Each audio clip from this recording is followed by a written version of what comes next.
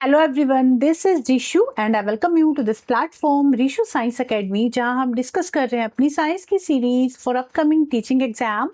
फिर वो teaching exam चाहे आपका बीपीएससी का हो, DSSS का हो, केवीएस हो, एनवीएस हो, कोई भी एग्जाम है जहां भी साइंस पूछी जाती है तो you are on right track, right platform, क्योंकि हम यहाँ इस प्लेटफॉर्म पे जो तैयारी कर रहे हैं वो टोटली एनसीईआरटी बेस्ड है।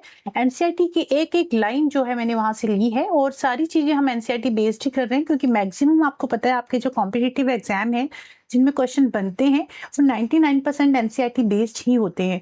तो हम सारी चीजें एनसीईआरटी को टारगेट करते हुए लेके चलेंगे एंड सारा सिलेबस यहाँ कंप्लीट करेंगे इस प्लेटफॉर्म पे। और इसके अलावा 6 टॉपिक हमारे हो चुके हैं, 6 लेक्चर्स हम कर चुके हैं। आज है हमारा डे 7 और आज जो टॉपिक हम करने वाले हैं वो एक मोस्ट इम्पॉर्टेंट चैप्टर है। आपके जो कॉम्पिटिटिव एग्जाम है इनमें ना मतलब 3 से 4 क्वेश्चन आते ही आते हैं इस टॉपिक से। सो ये काफी इंपॉर्टेंट टॉपिक है, that is carbon and its compound. Carbon and its compound ये चैप्टर आज हम करने वाले हैं और काफी इंपॉर्टेंट क्वेश्चन मतलब टॉपिक काफी इंपॉर्टेंट है ये। तो चलिए स्टार्ट करते हैं अपनी आज की क्लास एंड स्टार्ट करने से पहले एक बारी मैं स्लाइड्स दिखा दूंगी कि क्या क्या चीजें हम कवर करने वाले हैं। और एंड में जितने भी आपके प्रीवियस से क्वेश्चन आए हुए हैं, जितने भी टीजीटी एग्जाम से क्वेश्चन आए हुए हैं, इस टॉपिक से आए हुए हैं एक्चुअली, वो सारे क्वेश्चन हम एंड में कर लेंगे, ठीक है। तो चलिए स्टार्ट करते हैं अपनी आज की क्लास। और ये जो पीडीएफ है मैं आपको मेरे Telegram channel Rishu science academy पे मिल जाएगी, इसका लिंक दे दूंगी मैं डिस्क्रिप्शन में। एक बारी पेन का कलर चेंज कर लूं, इसका लिंक डिस्क्रिप्शन में आपको मिल जाएगा और रिशु साइंस एकेडमी से भी आप सर्च कर सकते हो तो वहां आ जाएगा। तो टेलीग्राम चैनल आप ज्वाइन कर लीजिए, पीडीएफ आपको सारे वहां मिलेंगे। तो हम ये जो चैप्टर ना, एक तो ये चैप्टर काफी लेंदी है, ठीक है, काफी लेंदी होने वाला, तो देख लेते हैं या तो एक पार्ट में करेंगे या 2 पार्ट्स में करेंगे। एंड उसके अलावा क्या क्या चीजें करने वाले, अच्छा हर एक चीज ना इम्पोर्टेंट है, हर एक टॉपिक से क्वेश्चन बनता है। तो please stay connected with me at till at last तक बने रहें। कौन कौन से टॉपिक हम डिस्कस करने वाले हैं, ionic bond, covalent bond, carbon क्या है, उसकी प्रॉपर्टीज क्या क्या है, मतलब जो 4-5 प्रॉपर्टीज है ना, प्रॉपर्टीज में से भी डायरेक्ट क्वेश्चन पूछ लिए जाते हैं। एलोट्रॉफ्स ऑफ कार्बन, उसके अलावा हाइड्रोकार्बन जो खुद एक काफी इंपॉर्टेंट टॉपिक है जिसमें हम एल्केन और एल्कीन के बारे में पढ़ेंगे। उसके अलावा हम पढ़ने वाले हैं आईयूपीएसी नेम, किसी भी कंपाउंड का आप आईयूपीएसी नेम कैसे रखोगे, कैसे लिखोगे, ये भी पेपर में पूछ लिया जाता है। तो एक्चुअली मैं हर एक टॉपिक का नाम तो नहीं लूंगी क्योंकि हर एक टॉपिक ना इम्पोर्टेंट है अपने आप में, हर एक टॉपिक से क्वेश्चन बनता है। तो ये सारी चीजें हम करने वाले हैं और काफी लेंदी टॉपिक, चैप्टर जो है लेंदी है, तो बने रहें, लेंदी तो है ही बट इम्पोर्टेंट भी है ना। तो चलिए स्टार्ट करते हैं अपनी आज की क्लास एंड हम स्टार्ट करेंगे अकरेंस ऑफ कार्बन से। अच्छा कार्बन जो है ना खुद में इतना इंपॉर्टेंट रोल प्ले करता है, दैट्स व्हाई कार्बन के ऊपर टोटली एक चैप्टर बन गया है ना। देखो टोटल 118 एलिमेंट्स हैं बट स्टिल कार्बन के ऊपर एक पूरा चैप्टर आप पढ़ रहे हो, है ना। तो इट मीन्स कुछ ना कुछ तो खास होगा ही कार्बन में। चलिए स्टार्ट करते हैं। अच्छा अगर कार्बन की बात करूं तो कार्बन क्या है, एक नॉन मेटालिक एलिमेंट है। कार्बन क्या है, एक नॉन मेटल है and it is a member of 14th group. Periodic table तो सबने देखा ही होगा। 14th ग्रुप का मेंबर है, ये रहा आपका 14th ग्रुप। 14th ग्रुप का फर्स्ट मेंबर है कार्बन और इसका एटॉमिक नंबर है 6, ठीक है। इस तरह से ग्रुप होते हैं ना, 1 2 3 4 5 6 7 8 9 10 11 12 13 14, टोटल 18 ग्रुप्स हैं और ये 14th ग्रुप का फर्स्ट मेंबर है दैट इज कार्बन और इसका जो एटॉमिक नंबर है that is 6। Okay, so atomic number of carbon is 6, means it has 6 protons and 6 electrons। अब अगर आपने प्रीवियस चैप्टर जिसमें हमने एटम्स और मॉलिक्यूल्स और structure of atom 2 chapter discuss किए थे, अगर वो दोनों चैप्टर आपने ध्यान से पढ़े होंगे तो आपको पता होगा प्रोटॉन्स क्या है, इलेक्ट्रॉन्स क्या है, न्यूट्रॉन्स क्या है ना। तो कार्बन का जो एटॉमिक नंबर है वो 6 है। इसका इसमें जो प्रोटॉन्स हैं वो कितने प्रोटॉन्स प्रेजेंट है, 6 प्रोटॉन्स प्रेजेंट है एंड 6 ही इलेक्ट्रॉन्स प्रेजेंट है। देखो किसी भी एटम का अगर आपको सिंबल लिखना है तो सिंबल आप ऐसे लिखते हो, लिखो मान लो सिंबल मैंने लिख दिया कार्बन का C। अब इसका जो एटॉमिक नंबर है वो नीचे लिखा जाएगा। Atomic number is always equal to number of protons, तो कितने प्रोटॉन्स हैं इसके पास, 6 प्रोटॉन्स हैं। उसके अलावा जो एटॉमिक मास है वो ऊपर लिखा जाता है और एटॉमिक मास क्या होता है, proton plus proton plus neutrons मिलके क्या बनाते हैं, एटॉमिक मास। तो इसके पास 6 ही प्रोटॉन है और 6 ही न्यूट्रॉन्स है, तो इसका जो एटॉमिक नंबर है दैट इज एटॉमिक मास जो है दैट इज 12। एटॉमिक नंबर है 6, एटॉमिक मास है 12। एटॉमिक नंबर में हम देखते हैं नंबर ऑफ प्रोटॉन्स कितने हैं, एटॉमिक मास में हम देखते हैं number of protons plus neutrons कितने हैं। तो इसके पास 6 नंबर ऑफ प्रोटॉन है, 6 नंबर ऑफ न्यूट्रॉन्स है और 6 इसका एटॉमिक नंबर है।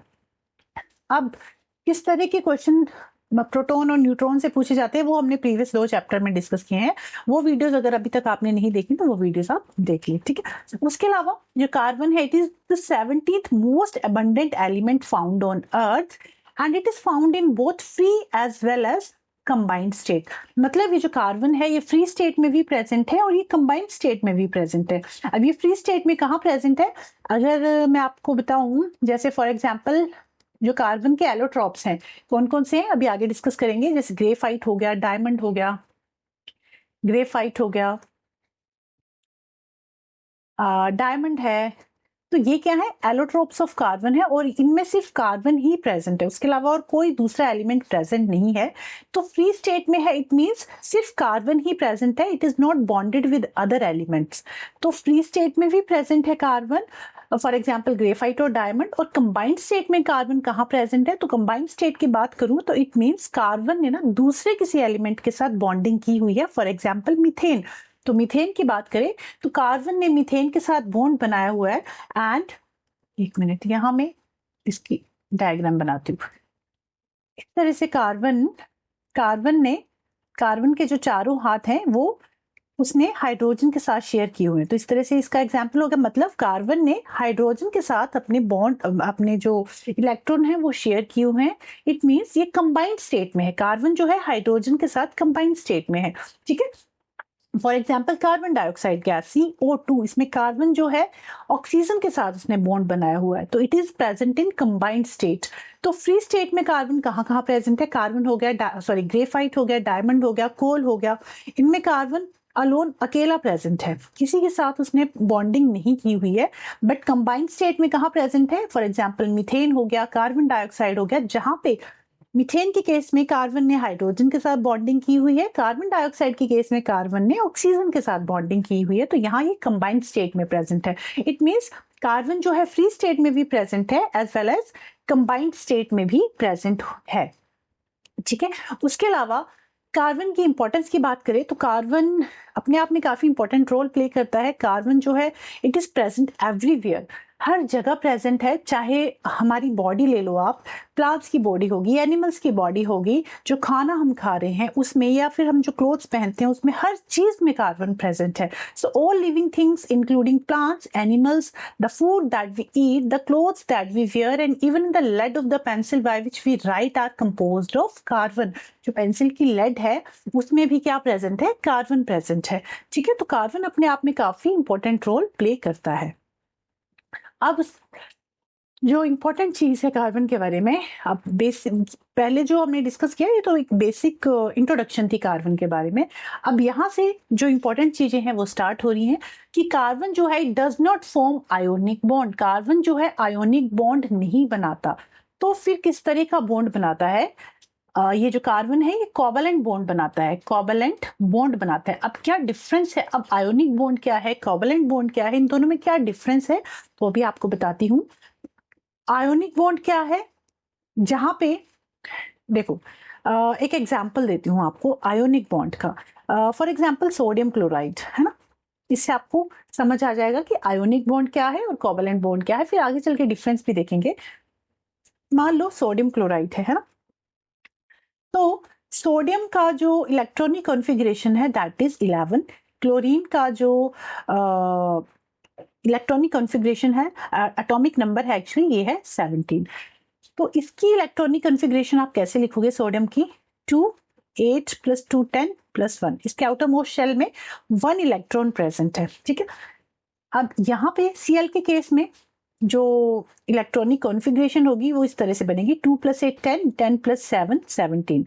अब यहाँ पे जो आउटर मोस्ट इलेक्ट्रॉन्स हैं, यहाँ देखो सोडियम के केस में एक इलेक्ट्रॉन प्रेजेंट है और हमने पढ़ा था कि किसी भी एटम को, किसी भी एलिमेंट को अपना ऑक्टेट कंप्लीट करना है, मतलब अगर उसको स्टेबल होना है तो उसका जो ऑक्टेट है वो कंप्लीट होना चाहिए, उसके पास 8 इलेक्ट्रॉन्स होने चाहिए आउटर मोस्ट इलेक्ट्रॉन में, 1 2 3 4 5 6 7, सॉरी आउटर मोस्ट शेल में, आउटर मोस्ट शेल में उसके पास 8 इलेक्ट्रॉन होने चाहिए, तभी वो जो एटम है, वो जो एलिमेंट है वो स्टेबल कहलाएगा, है ना।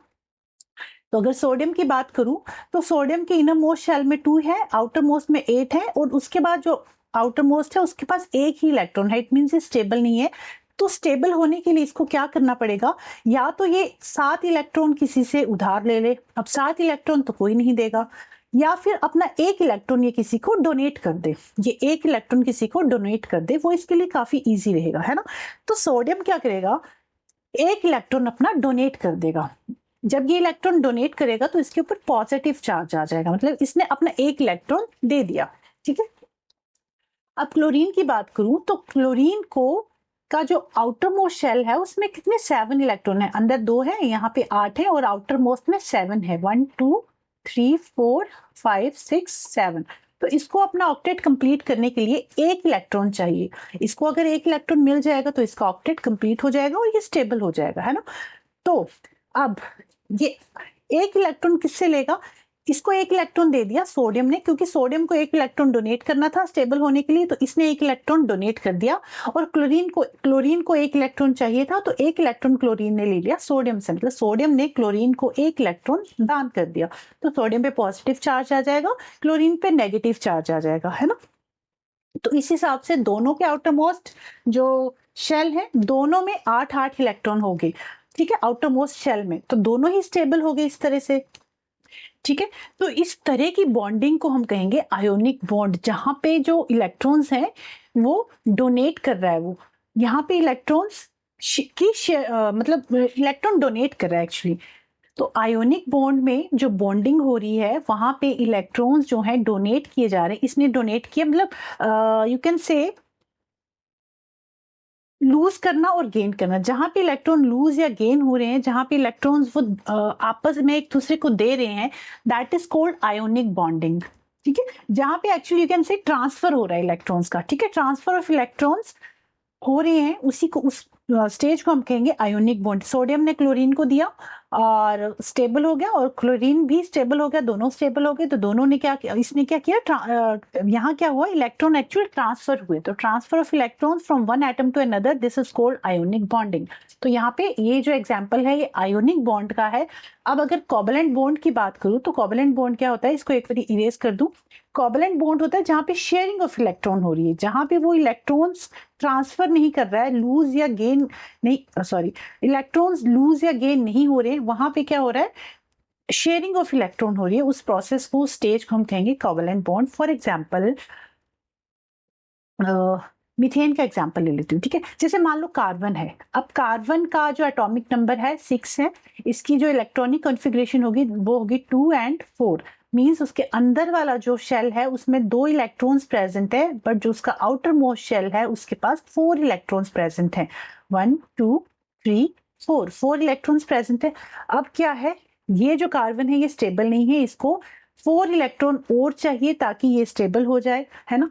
तो या तो ये 4 इलेक्ट्रॉन्स किसी को दे दे, या 4 इलेक्ट्रॉन किसी से ले ले, तो ये क्या हो जाएगा, स्टेबल हो जाएगा। बट ये जो कार्बन है ना, ये बेचारा ना तो किसी को कार्बन, ना तो किसी को इलेक्ट्रॉन दे सकता है, ना ही किसी से इलेक्ट्रॉन ले सकता है। अगर किसी को, मान लो अगर इसको 4 इलेक्ट्रॉन इसने किसी से ले लिए, है ना, तो क्या होगा, if it cannot carbon cannot gain 4 electrons to become C4 because it will be tough for 6 proton to hold 10 electrons, क्योंकि अगर इसने मान लो 4 इलेक्ट्रॉन किसी से ले भी लिए तो इसके जो प्रोटॉन्स हैं उसके लिए काफी मुश्किल हो जाएगा 10 इलेक्ट्रॉन्स को संभालना। सो ये क्या करता है, किसी से इलेक्ट्रॉन ले नहीं सकता और किसी को इलेक्ट्रॉन दे भी नहीं सकता। क्यों नहीं दे सकता, क्योंकि इसके पास इतनी एनर्जी नहीं है कि ये 4 इलेक्ट्रॉन किसी को डोनेट कर दे, ठीक है। तो कार्बन ना तो इलेक्ट्रॉन ले सकता है ना ही इलेक्ट्रॉन दे सकता है, तो फिर ये स्टेबल कैसे होगा, ये क्या करेगा, शेयरिंग ऑफ इलेक्ट्रॉन, किस दूसरे इलेक्ट्रॉन के, दूसरे एटम के साथ अपने इलेक्ट्रॉन शेयर कर लेगा। फॉर एग्जाम्पल मीथेन का एग्जाम्पल देती हूँ, जिसको हम कहते हैं CH4, एक कार्बन है, इसने क्या किया, 4 इसको इलेक्ट्रॉन चाहिए थे, चारों इलेक्ट्रॉन इसने हाइड्रोजन से ले लिए, है ना, हाइड्रोजन से इसने इलेक्ट्रॉन ले लिए। और इट बिकम स्टेबल। अब इसके पास कितने हो गए, 8 इलेक्ट्रॉन्स हो गए, तो ये स्टेबल हो गया। तो इसी प्रोसेस को, इसी स्टेज को जहां पे शेयरिंग ऑफ इलेक्ट्रॉन हो रही है, उसी को हम कहेंगे कोवेलेंट बॉन्ड। ठीक है, तो ये कोवेलेंट बॉन्ड का एग्जांपल है। और आयोनिक बॉन्ड और कोवेलेंट बॉन्ड में क्या डिफरेंस है? आयोनिक बॉन्ड में क्या हो रहा है, ट्रांसफर ऑफ इलेक्ट्रॉन्स हो रहे हैं। कोवेलेंट बॉन्ड में क्या हो रहा है, शेयरिंग ऑफ इलेक्ट्रॉन्स हो रहे हैं। ठीक है, तो आई होप इतना क्लियर हो गया होगा आपको। और कार्बन जो है आयोनिक बॉन्ड क्यों नहीं बना सकता? क्योंकि उसके पास इतनी एनर्जी नहीं है कि वो 10 इलेक्ट्रॉन को संभाल सके, या फिर उसके पास एक्चुअली वो गेन नहीं कर सकता। गेन क्यों नहीं कर सकता? किसी से ले नहीं सकता, क्योंकि वो 10 इलेक्ट्रॉन्स को नहीं संभाल सकता। 6 प्रोटॉन है, 6 प्रोटॉन 10 इलेक्ट्रॉन को नहीं संभाल पाएंगे। उसके अलावा वो किसी से इलेक्ट्रॉन जो है ले भी नहीं सकता, क्योंकि ये जो मतलब लूज भी नहीं कर सकता, क्योंकि ये जो कार्बन है इसके पास जो 2 इलेक्ट्रॉन्स हैं, इनके पास इतनी एनर्जी नहीं है कि 4 इलेक्ट्रॉन्स को किसी को डोनेट कर दे। तो ना तो इलेक्ट्रॉन ले सकता है, ना तो इलेक्ट्रॉन दे सकता है, क्योंकि इसके पास इतनी एनर्जी नहीं है। अब मेन डिफरेंस देख लो आयोनिक बॉन्ड और कोवेलेंट बॉन्ड का। कोवेलेंट बॉन्ड कब बनता है?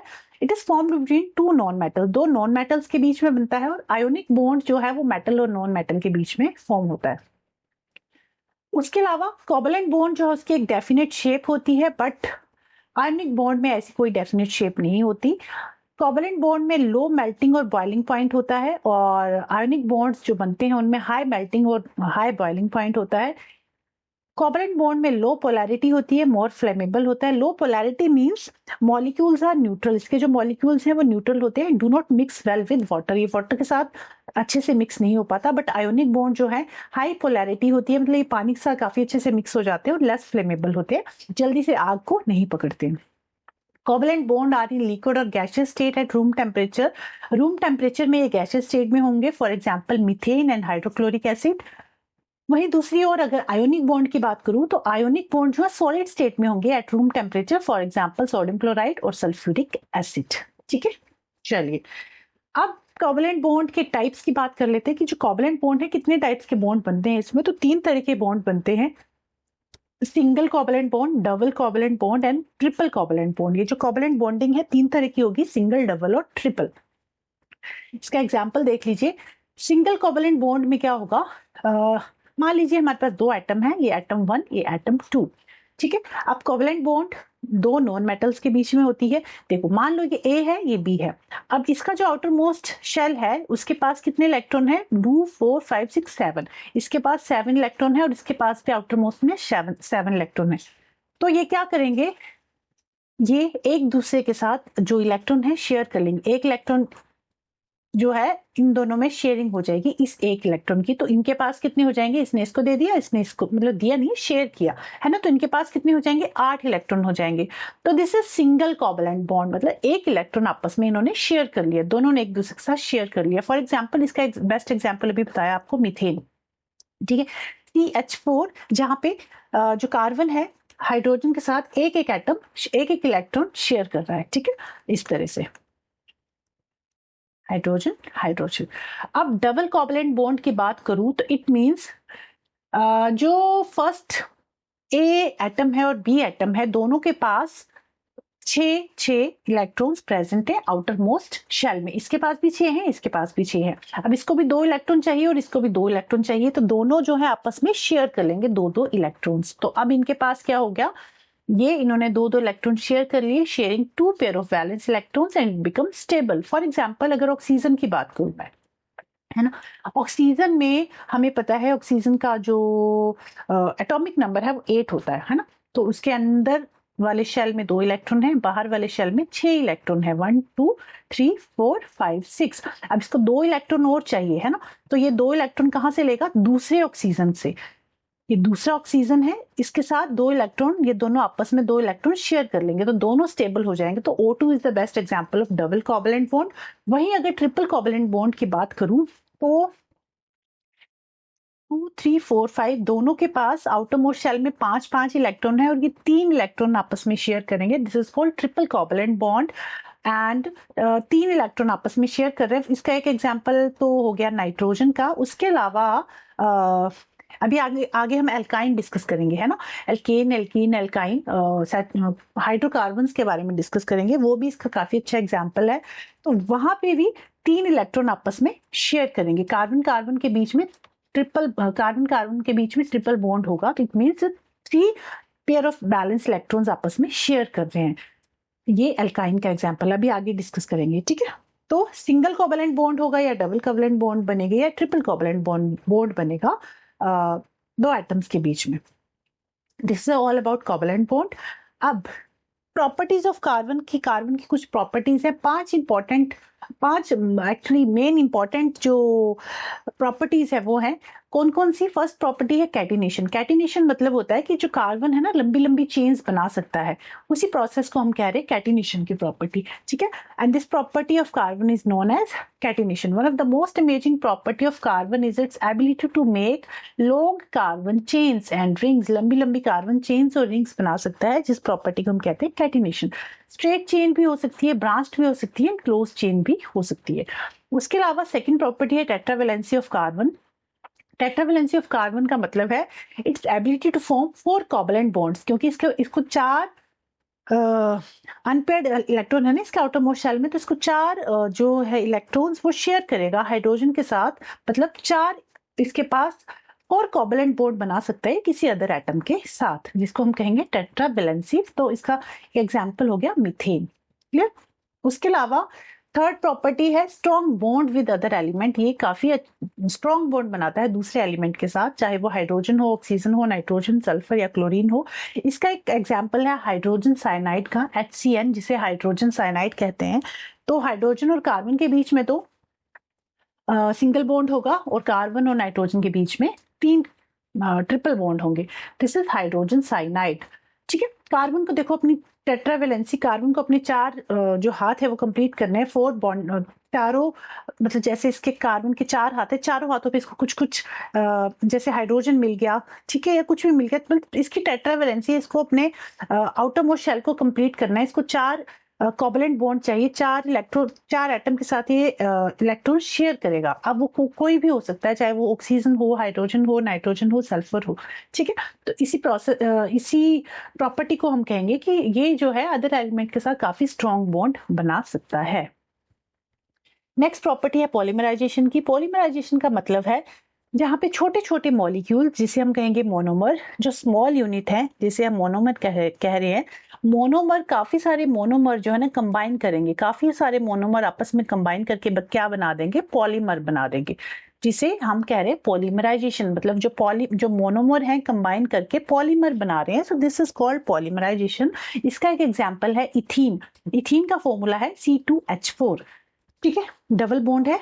अब ये क्या करेगा, काफी सारे मोनोमर जो है आपस में अटैच करेंगे, काफी सारी इथीन जो आपस में अटैच करेंगी, एंड रिपीटिंग यूनिट जो है इथीन की अटैच करेंगी और बना देंगी पॉलीथीन। मतलब इथीन अटैच करके बना दिया पॉलीथीन, ठीक है। मतलब इथीन के मल्टीपल यूनिट्स कंबाइन करेंगे और क्या बना देंगे, पॉलीथीन। इस प्रोसेस को कहते हैं पॉलीमराइजेशन, जहां स्मॉल यूनिट से काफी लंबी यूनिट हम बना रहे हैं। This process is called polymerization. Fifth property है इसकी कार्बन की, आइसोमेरिज्म। आइसोमेरिज्म क्या होता है? आइसोमेरिज्म में क्या है कि जो कार्बन कंपाउंड है उनका केमिकल फॉर्मूला, मॉलिक्यूलर फॉर्मूला तो सेम रहेगा, बट स्ट्रक्चरल अरेंजमेंट डिफरेंट हो जाएगी। मतलब केमिकल फॉर्मूला सेम है बट उनका जो स्ट्रक्चर है वो डिफरेंट हो जाएगा, उसको हम कह रहे हैं आइसोमर्स। फॉर एग्जांपल जैसे ये ब्यूटेन है, तो ब्यूटेन का फॉर्मूला आता है C4H10, ठीक है। इस तरह से C4 लगा दो, 1 2 3 4, और H10 यहाँ पे 10H है, 1 2 3 4 5 6 7 8 9 एंड 10 हाइड्रोजन प्रेजेंट है। एन ब्यूटेन में भी C4H10 है और आइसोब्यूटेन में भी C4 और H10 है। देखो 1 2 3 4 और H10 है, 1 2 3 4 5 6 7 8 9 10 हाइड्रोजन प्रेजेंट है, ठीक है। बट यहाँ पे क्या है, जो स्ट्रक्चर है वो डिफरेंट है। केमिकल फॉर्मूला तो सेम है बट स्ट्रक्चर जो है वो डिफरेंट है, उसको हम कहेंगे आइसोमर्स, जहाँ पे केमिकल फॉर्मूला सेम हो बट स्ट्रक्चर डिफरेंट हो। अब नेक्स्ट प्रॉपर्टी है allotropes of carbon. Allotropes of carbon क्या होते हैं, मतलब आप समझ लो बहरूपिया, ठीक है। जहां पे देखो एलोट्रोप्स ऑफ कार्बन में क्या होता है, जो एलिमेंट है उसके डिफरेंट फिजिकल फॉर्म है with similar chemical properties. Chemical properties तो सेम होगी बट फिजिकल अपीयरेंस जो है वो डिफरेंट होगी। फॉर एग्जांपल कुछ एलिमेंट्स हैं like carbon, sulphur, phosphorus etcetera जिनके एलोट्रोप्स प्रेजेंट है। तो हम अगर कार्बन की बात करें तो कार्बन के कुछ एलोट्रोप्स हैं जो क्रिस्टलाइन फॉर्म में भी हैं और कुछ जो है अमोर्फस फॉर्म में भी हैं। तो क्रिस्टलाइन एलोट्रोप्स की अगर मैं बात करूं तो वो है डायमंड, ग्रेफाइट एंड फुलरीन, जो हम अभी आगे डिटेल में डिस्कस करेंगे। और अमोर्फस एलोट्रोप्स की बात करूं तो ये होंगे कोल, कोक और चारकोल। ठीक है, अब क्रिस्टलाइन एलोट्रोप्स कौन कौन से हैं? डायमंड, ग्रेफाइट और फुलरीन, जहां पे सेम एलिमेंट है, मतलब तीनों में ही कार्बन प्रेजेंट है। ये भी कार्बन से बना है, ये भी कार्बन से बना है, ये भी कार्बन से बना है, बट इनकी जो फिजिकल अपीयरेंस है वो तीनों की डिफरेंट होगी। ठीक है, जो हमारा डायमंड है वो इस तरह से 3 डायमेंशनल दिखेगा। जो आपका ग्रेफाइट है, ग्रेफाइट का स्ट्रक्चर कुछ इस तरह से दिखेगा आपको, हेक्सागोनल रिंग्स होंगी इसमें, और फुलरीन जो है एक बॉल की तरह दिखेगा। तीनों ही कार्बन से बने हैं बट तीनों का जो स्ट्रक्चर है वो डिफरेंट है, इसी को हम कहते हैं एलोट्रोप्स ऑफ कार्बन। ठीक है, तो डायमंड जो है इसकी जो ज्योमेट्री है, this is tetrahedral geometry, this is because each carbon is connected to 4 neighbouring carbon atom. इसका जो स्ट्रक्चर है, देखो कार्बन के 4 हाथ है, चारों हाथ में कार्बन अटैच है। इसका जो स्ट्रक्चर है कुछ इस तरह से आपको दिखेगा, 3 डायमेंशनल होगा। ठीक है, और वहीं अगर मैं ग्रेफाइट की बात करूं तो ग्रेफाइट के 3 हाथ पे तो कार्बन है, तीनों हाथ पे कार्बन है, एक हाथ इसका फ्री है। ठीक है, तो डायमंड जो है it do not conduct electricity, electricity conduct नहीं कर सकता क्योंकि इसके पास फ्री आयंस नहीं है। वहीं डायमंड जो है कंडक्ट नहीं कर सकता इलेक्ट्रिसिटी, बट जो ग्रेफाइट है, ग्रेफाइट इलेक्ट्रिसिटी कंडक्ट कर सकता है क्योंकि इसके पास एक लूज इलेक्ट्रोड प्रेजेंट है। ठीक है, तो डायमंड जो है resulting in these crystal units lies in different plane and connected to each other, resulting in a rigid 3-dimensional cubic pattern of the diamond। कई बार क्वेश्चन पूछ लिया जाता है कि कौन सा ऐसा एलोट्रोप है कार्बन का जो 3-dimensional है structure, so that is diamond। it has high density, very high refractive index. अब ये रिफ्रैक्टिव इंडेक्स क्या है आपको याद रखना है, डायमंड का जो रिफ्रैक्टिव इंडेक्स है दैट इज 2.5। रिफ्रैक्टिव इंडेक्स का मतलब होता है कि how much light bends when it pass from one medium to another medium. मान लो यहाँ पे ये है डायमंड और ये है आपका वैक्यूम, तो यहाँ से या एयर है, तो यहाँ से जब लाइट क्रॉस करेगी, जैसे ही वो ये जो डायमंड है, डायमंड में एंटर करेगी तो इसकी जो स्पीड है ना वो स्लो हो जाएगी, because whenever light travel from one medium to another medium तो उसकी जो रिफ्रैक्टिव इंडेक्स है वो चेंज हो जाता है। ठीक है, तो रिफ्रैक्टिव इंडेक्स एक्चुअली क्या है? रिफ्रैक्टिव इंडेक्स का मतलब है how much light bend when it passes from one region to another region. तो जो जनरली रिफ्रैक्टिव इंडेक्स है आपका डायमंड का दैट इज 2.5, ये आपको पता होना चाहिए। और रिफ्रैक्टिव इंडेक्स का मतलब क्या है कि लाइट कितनी बेंड होगी जब वो एक मीडियम से दूसरे मीडियम में ट्रैवल कर रही है। दूसरा मीडियम कौन सा है? डायमंड। ठीक है, and it is a good conductor of heat and poor conductor of electricity. And why it is poor conductor of electricity? Because इसके चारों हाथ जो है बुक्ड है, बिजी है, इसके पास फ्री आयंस प्रेजेंट नहीं है, दैट्स व्हाई ये इलेक्ट्रिसिटी कंडक्ट नहीं कर सकता। वहीं अगर ग्रेफाइट की बात करें तो ग्रेफाइट के तीनों हाथ में इस तरह से कार्बन प्रेजेंट है, बट जो चौथा हाथ है वो उसका फ्री है, तो that's why it can conduct electricity. और इसकी जो शेप है इस तरह से हेक्सागोनल रिंग्स की तरह होती है। हेक्सागोनल रिंग इस तरह 1 2 3 4 5 6, ठीक है, हेक्सागोनल रिंग्स की तरह इसकी शेप होगी। And it has density of 2.25 gram, soft और स्लिपरी होता है ये, and it is a good conductor of electricity. क्यों है गुड कंडक्टर? बिकॉज इसके पास फ्री आयंस है, that's why it can conduct electricity. उसके अलावा नेक्स्ट है फुलरीन। ये क्या है? एलोट्रोप्स हैं कार्बन के, ग्रेफाइट एंड उसके अलावा डायमंड। अच्छा, ग्रेफाइट में एक और चीज आपको बता दूं, ग्रेफाइट में ना सिंगल लेयर ऑफ ग्रेफाइट, ये जो स्ट्रक्चर बने हुए हैं इस तरह से रिंग्स बनी हुई हैं, इसके सिंगल लेयर को हम कहेंगे graphene. Single layer of graphite is called graphene. ठीक है, ओके, चलिए फुलरीन क्या है? This is C60 also known as buckminsterfullerene. इसको बकमिंस्टर फुलरीन भी कहते हैं और इसके पास कितने कार्बन है? 60 कार्बन है, and it is very popular and stable form known as fullerene. और ये कहाँ प्रेजेंट होता है? ये एक्चुअली जो नैनो टेक्नोलॉजी आजकल हो रही है, चिप्स वगैरह में यूज होता है, ड्रग डिलीवरी वगैरह में यूज होता है फुलरीन। उसके अलावा it consist of 60 carbon atom arrange 12 pentagons and 20 hexagons like a football. ठीक है। और मतलब आपको बस ये याद रखना है, इसकी जो शेप है ये फुटबॉल की तरह है, और ये कहाँ यूज किया जाता है, नैनो टेक्नोलॉजी में यूज किया जाता है फुलवीन को, and it is also known as buckminster fullerene. Clear.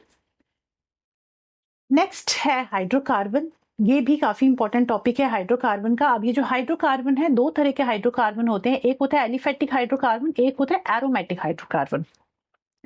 जो एलिफेटिक हाइड्रोकार्बन है वो हम डिटेल में पढ़ेंगे, ये हमारे सिलेबस में है। एरोमेटिक हाइड्रोकार्बन का जो एक एग्जांपल है दैट इज बेंजीन।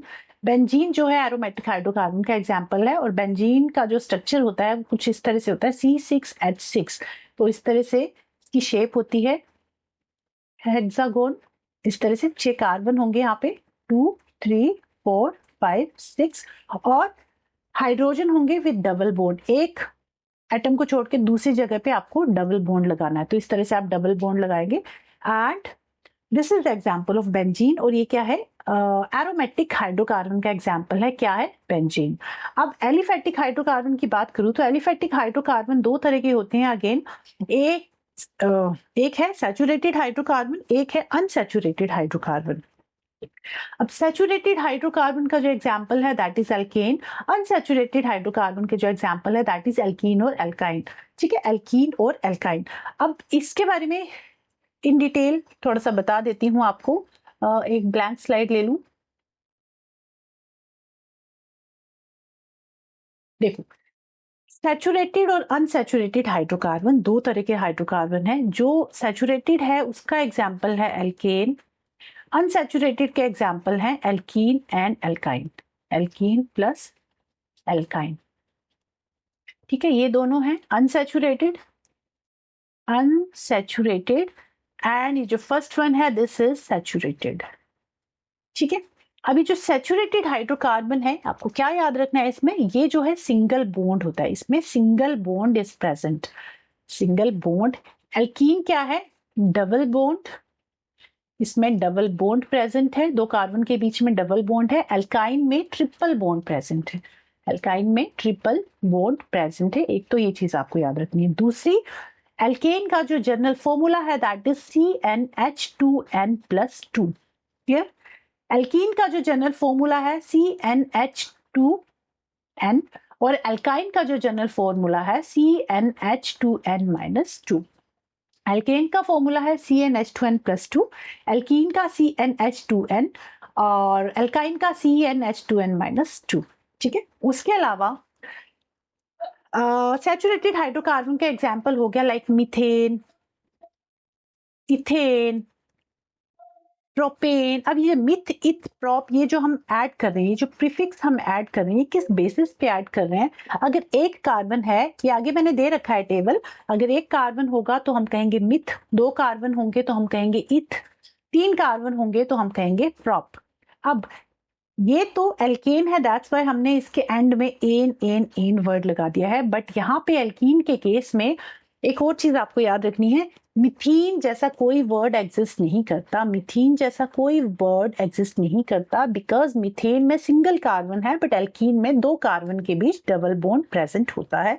तो इथीन और मिथीन और मिथाइन जैसा कोई वर्ड एग्जिस्ट नहीं करता, क्योंकि एल्कीन के केस में दो कार्बन चाहिए और एल्काइन के केस में तीन कार्बन होने चाहिए। तो मिथीन और इथीन एग्जिस्ट नहीं करेगा क्योंकि मिथेन के पास ओनली एक कार्बन होता है। तो दैट्स वाई मिथीन और मिथाइन जैसा कुछ भी एग्जिस्ट नहीं करता। अब एल्कीन में देखो, कार्बन कार्बन, मिथेन में इस तरह से एक ही मतलब सिंगल बॉन्ड होता है, और एल्कीन और एल्काइन में दो कार्बन के बीच में डबल बॉन्ड और ट्रिपल बॉन्ड होगा। ठीक है, अब मीथेन की अगर मैं बात करूं तो इसका जो फॉर्मूला है, जैसे फॉर एग्जांपल CnH2n+2, तो n की पावर 1, 1 मतलब कार्बन 1 है, n क्या हो गया, नंबर ऑफ कार्बन। तो नंबर ऑफ कार्बन अगर एक है तो हाइड्रोजन 2+2 कितना हो गया, CH4। इस तरह से आप लिख सकते हो। CH4 का फॉर्मूला इस तरह से, डायग्राम इस तरह से आप ड्रॉ कर सकते हो, C और H इस तरह से 4 हाइड्रोजन अटैच हैं। ठीक है, तो ये फॉर्मूला हो गया मीथेन का। वहीं अगर मैं इथेन की बात करूं, इथ मतलब दो कार्बन है ना, इथ का मतलब दो कार्बन, इथ का मतलब हो गया दो कार्बन। तो इथेन का जो जनरल स्ट्रक्चर बनेगा वो कैसे बनेगा, नंबर ऑफ कार्बन इथेन में कितने हैं, दो कार्बन है, तो n की जगह वैल्यू पुट करो, n कितना हो गया 2, H 2 इंटू 2 4 प्लस 2 C2H6 है ना, C2H6। तो इसका जो फॉर्मूला बनेगा वो इस तरह से बनेगा, कार्बन तो 1 2 C2, कार्बन के बीच में सिंगल बॉन्ड ही रहेगा हमेशा, और H यहाँ पे 6, एक H ये हो गया, एक H ये हो गया, एक H ये हो गया, एक H ये, एक H ये और एक H ये। मतलब जो सैचुरेटेड हाइड्रोकार्बन है वो सिंगल बॉन्ड बनाते हैं, सिंगल बॉन्ड होता है, और उनका जो जनरल फॉर्मूला है दैट इज CnH2n+2। ये पूछ लिया जाता है पेपर में, इसलिए आपको पता होना चाहिए। उसके अलावा एल्कीन और एल्काइन की बात करूं तो एल्कीन का जो जनरल फॉर्मूला है नेक्स्ट पेज पे बताती हूँ। एल्कीन जो कि अनसैचुरेटेड हाइड्रोकार्बन की एक टाइप है, इसका जो फॉर्मूला है CnH2n। अब यहाँ पे कार्बन कार्बन के बीच में डबल बॉन्ड प्रेजेंट होता है, और अगर नंबर ऑफ कार्बन है, मान लीजिए नंबर ऑफ कार्बन 2 है, तो हाइड्रोजन कितने होंगे, 2 इंटू 2 4, C2H4, C2H4।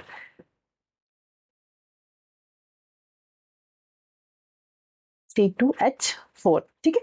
कहीं भी 2 हाइड्रोजन आपको लगाने हैं, जिसकी वजह से कार्बन की जो वैलेंसी है पूरी हो जाएगी, कार्बन के चारों हाथ जो है बुक हो जाएगी, 1 2 3 4 1 2 3 4, ठीक है।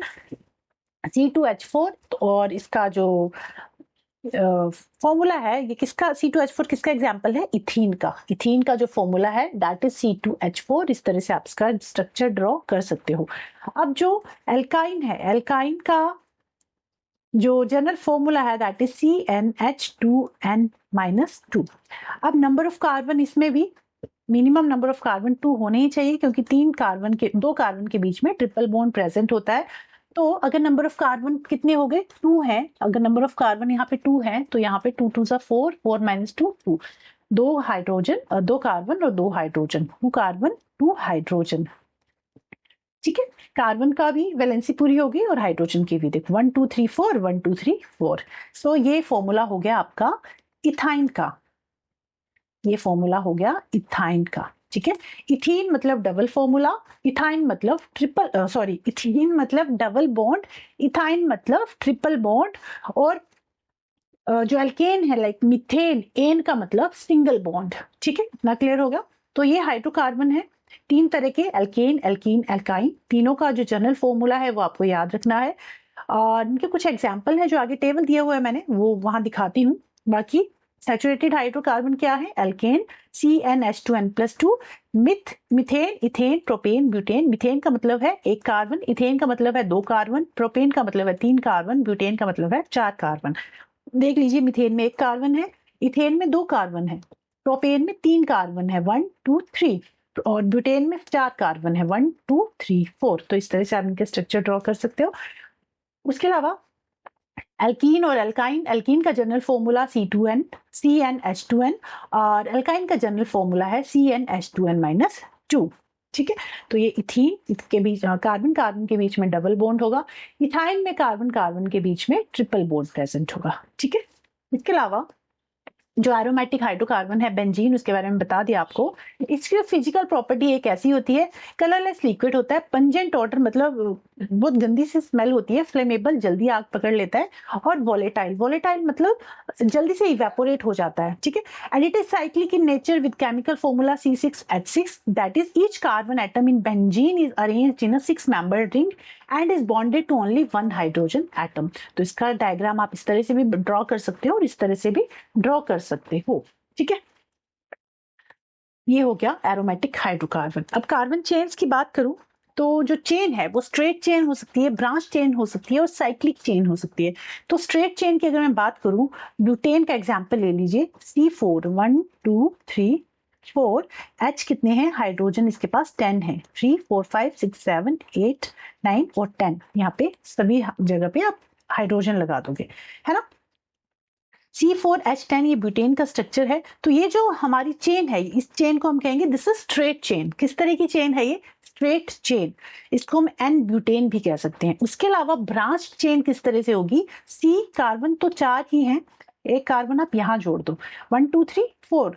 अब ये ब्रांच होगी, इसके पास इस तरह से 3 हाइड्रोजन लगा दो, यहाँ पे इसके पास 3 हाइड्रोजन लगा दो, और इसके पास 1, और इसके पास भी 3 हाइड्रोजन इस तरह से लगा दोगे आप।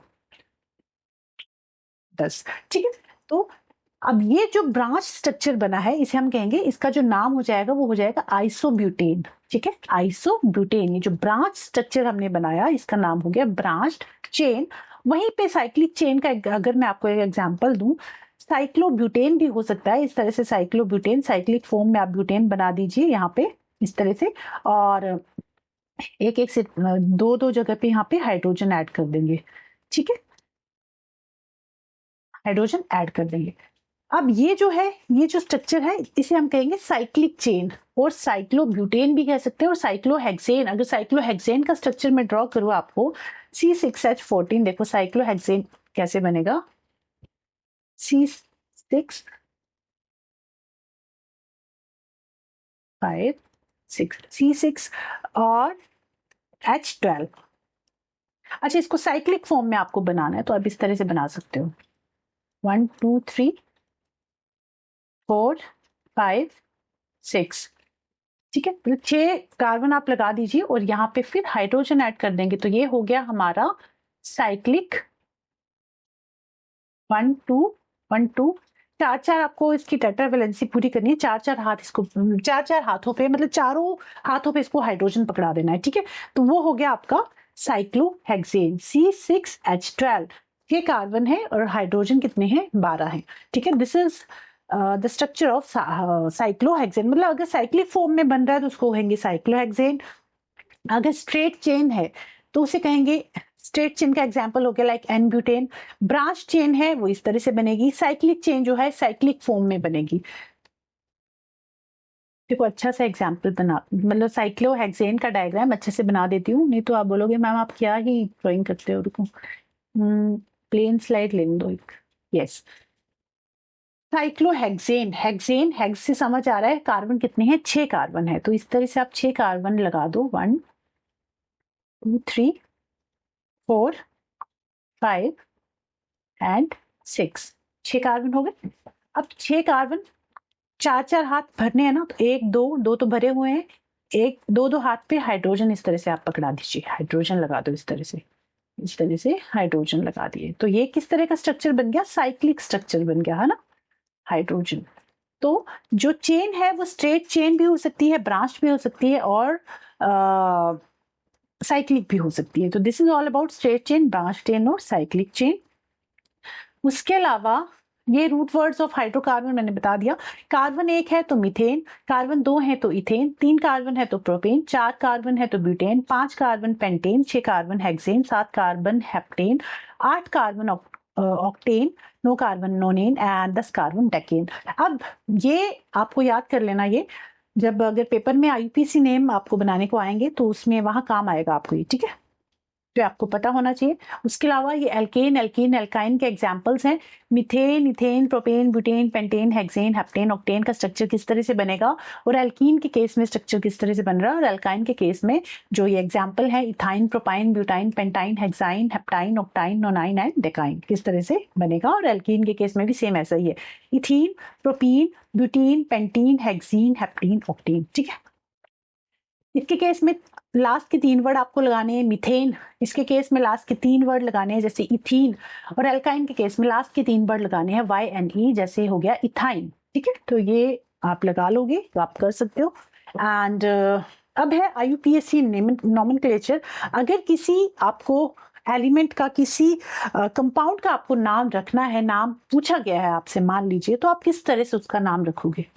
तो इसमें आपको किस किस चीज का ध्यान रखना है, चलो एक थोड़ा सिंपल तरीके से बताती हूँ। ठीक है, देखो सबसे पहले आपको क्या करना होता है, सबसे पहले आपको देखना है कि कितने कार्बन प्रेजेंट है। कोई भी कंपाउंड है उसके पास कार्बन कितने हैं, मान लो उसके पास कार्बन है पेंटेन, तो इसका नाम क्या हो जाएगा, 1 2 3 4 5 5 कार्बन में क्या होता है, methane, ethane, propane, butane, pentane. 5 में पेंट आता है तो पेंटेन, क्योंकि सिंगल बॉन्ड है तो आप लिख दोगे पेंटेन। यही अगर डबल बॉन्ड होता तो आप लिखते पेंटीन, अगर ट्रिपल बॉन्ड होता तो आप लिखते पेंटाइन। ठीक है, सबसे पहले आपने लिख दिया पेंटेन। अब सेकंड चीज आपको देखनी है कि कौन सा फंक्शनल ग्रुप इसके साथ अटैच है। फंक्शनल ग्रुप क्या है, कौन कौन से हैं वो भी आगे बताऊंगी।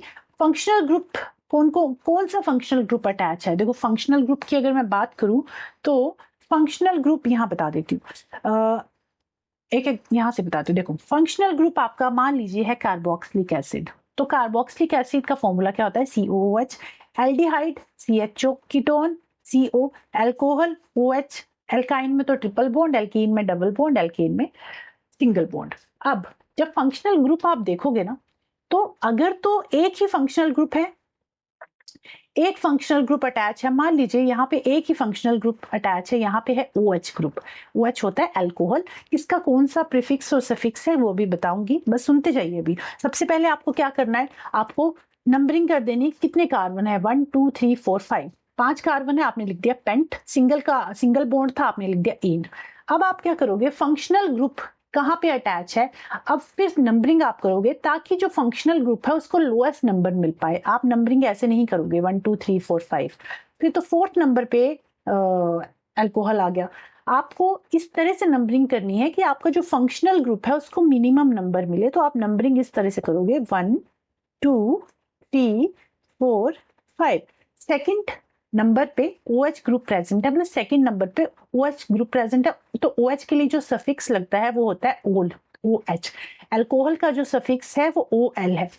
अभी आगे बताऊंगी सबके लिए किस किस के लिए कौन कौन सा सफिक्स लगता है, अभी बस जनरल बेसिक टर्म्स है वो सुनते जाइए। पेंटेन था, अब हमारे पास फंक्शनल ग्रुप आ गया OH, जिसका जो सफिक्स होता है वो ओल होता है, OL। तो आप क्या करोगे, इस E को हटाओगे और पेंटेनॉल, ई की जगह OL जोड़ दोगे, ठीक है। क्या करोगे, OL जोड़ दोगे, ठीक है। अब ये जो फंक्शनल ग्रुप है, फंक्शनल ग्रुप कौन से कार्बन पे है ये इसका भी आपको ध्यान रखना है। सिर्फ पेंटेनॉल लिखोगे तो गलत हो जाएगा, आपको क्या करना है, पेंटेन कौन से नंबर पे अल्कोहल ग्रुप प्रेजेंट है, सेकंड नंबर पे, तो आप इसका नाम लिखोगे पेंटेन टू ओल, मतलब सेकंड कार्बन पे ओल ग्रुप OH ग्रुप प्रेजेंट है, तो इसका जो नाम हो जाएगा, साइंटिफिक नेम, वो हो जाएगा पेंटेन टू ओल। आई होप इतना आपको क्लियर हो गया होगा, ठीक है। अब फंक्शनल ग्रुप अगर तो एक है फिर तो आप इस तरह से नाम रख दोगे, अगर मान लो फंक्शनल ग्रुप 2 है, एक और फंक्शनल ग्रुप आ गया COOH, अब आप किस तरह से नाम रखोगे, तो अब आपको क्या करना है, जो COOH ग्रुप है ना, ये देखो, ये जो COOH ग्रुप है कार्बोक्सिलिक ग्रुप, अब इसमें आपको प्रायोरिटी टेबल, ये क्या है, एक प्रायोरिटी टेबल है जहां पे आप हाई से लो की तरफ चलोगे। फंक्शनल ग्रुप में जब भी आपको COOH दिख जाएगा तो सबसे फर्स्ट प्रायोरिटी आप इसको ही दोगे, ठीक है। इसके बाद प्रायोरिटी दोगे एल्डिहाइड को, उसके बाद कीटोन को, उसके बाद 4th नंबर पे आप अल्कोहल को प्रायोरिटी दोगे। तो अगर चारों फंक्शनल ग्रुप अटैच है तो सबसे फर्स्ट प्रायोरिटी जो आपको देनी है वो COOH को ही देनी है। तो अगर फर्स्ट प्रायोरिटी आप COOH को दे रहे हो तो इसको एज अ सफिक्स ऐड करोगे, और बाकी जैसे मान लो या एल्डिहाइड है या कीटोन है तो इसको एज अ प्रीफिक्स ऐड करोगे। कैसे करना है वो भी आगे एग्जाम्पल के थ्रू समझाऊंगी तो समझ आ जाएगा, ठीक है। और उसके बाद अल्काइन की, अल्कोहल के बाद अल्काइन की प्रायोरिटी, उसके बाद एल्कीन की, और सबसे लास्ट की जो प्रायोरिटी है वो किसको मिलेगी, एल्केन को, ठीक है। तो ये प्रायोरिटी ऑर्डर आपको याद कर लेना है। और एक और चीज आपको याद करनी है, अगर इनको एज अ सफिक्स हम ऐड कर रहे हैं तो एज अ सफिक्स इसको किस तरह से ऐड करेंगे, कार्बोक्सिलिक एसिड को ओइक एसिड से याद करेंगे, ऐड करेंगे, एल्डिहाइड को लास्ट का AL लगाएंगे, मतलब लास्ट में AL लगाएंगे, कीटोन में ऊन लगेगा, अल्कोहल में ओल लगेगा, एल्काइन में YNE, एल्कीन में ENE, और एल्केन में ANE। एज अ सफिक्स अगर हम ऐड कर रहे हैं तो जैसे यहाँ पे हमने अल्कोहल को एज अ सफिक्स ऐड किया था OL, देखो अल्कोहल का जो सफिक्स है वो क्या है, OL है ना। तो अगर सफिक्स, अगर तो एक ही ग्रुप है तो ओल लगाओगे आप, ठीक है। तो प्रीफिक्स और सफिक्स में कब ऐड करना है, अगर एक ही फंक्शनल ग्रुप में, सॉरी एक ही कंपाउंड में 2 फंक्शनल ग्रुप हैं तो फर्स्ट प्रायोरिटी हमेशा आपको कार्बोक्सिलिक एसिड को देनी है, उसके बाद एल्डिहाइड को, फिर कीटोन को, अल्कोहल, एल्काइन, एल्कीन, एल्केन, इस तरह से ये जो टेबल है फॉलो करना है आपको। और कार्बोक्सिलिक एसिड को प्रायोरिटी दोगे तो जिस चीज को हम प्रायोरिटी दे रहे हैं उसको एज अ सफिक्स ही ऐड करना है हमने, ठीक है। तो उसके अलावा अगर यहाँ मैंने बताया था कि अगर 2 हैं तो क्या करोगे, अगर 2 फंक्शनल ग्रुप ऐड आ गए तो मतलब 2 फंक्शनल ग्रुप प्रेजेंट, तो फर्स्ट प्रायोरिटी आप दे रहे हो किसको, COOH को, कार्बोक्सिलिक एसिड को। तो इसकी जो नाम है, किस तरह से आप करोगे। कार्बन कितने हैं सबसे पहले देखो, 1 2 3 4 5, 5 कार्बन है, तो पेंट हो गया, पेंटेन।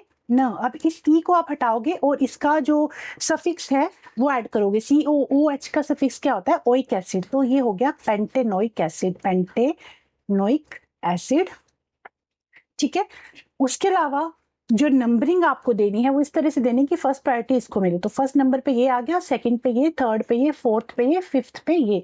अब फिफ्थ पे क्या प्रेजेंट है, अल्कोहल ग्रुप प्रेजेंट है, और अगर अल्कोहल को एज अ प्रीफिक्स ऐड करेंगे, अल्कोहल को एज अ प्रीफिक्स ऐड करेंगे तो आप प्रीफिक्स में लगाओगे हाइड्रोक्सी, तो प्रीफिक्स में हाइड्रोक्सी, तो फिफ्थ नंबर पे हाइड्रोक्सी, तो 5 हाइड्रोक्सी, 5 हाइड्रोक्सी पेंटेनोइक एसिड, इस तरह से इसका जो केमिकल नेम है आप रख सकते हो, आईयूपीसी नेम इस तरह से आप कर सकोगे। ठीक है, इसका नामकरण आप इस तरह से करोगे। ठीक है, तो ये क्लियर हो गया आपको कि अगर 2 फंक्शनल ग्रुप है तो किस तरह से आपको नामकरण करना है। अब आगे कुछ एग्जाम्पल और भी ले रखे हैं मैंने, उससे आपको अच्छे से क्लियर हो जाएगा। ठीक है, तो सबसे पहले आपने, उसके अलावा एक और चीज,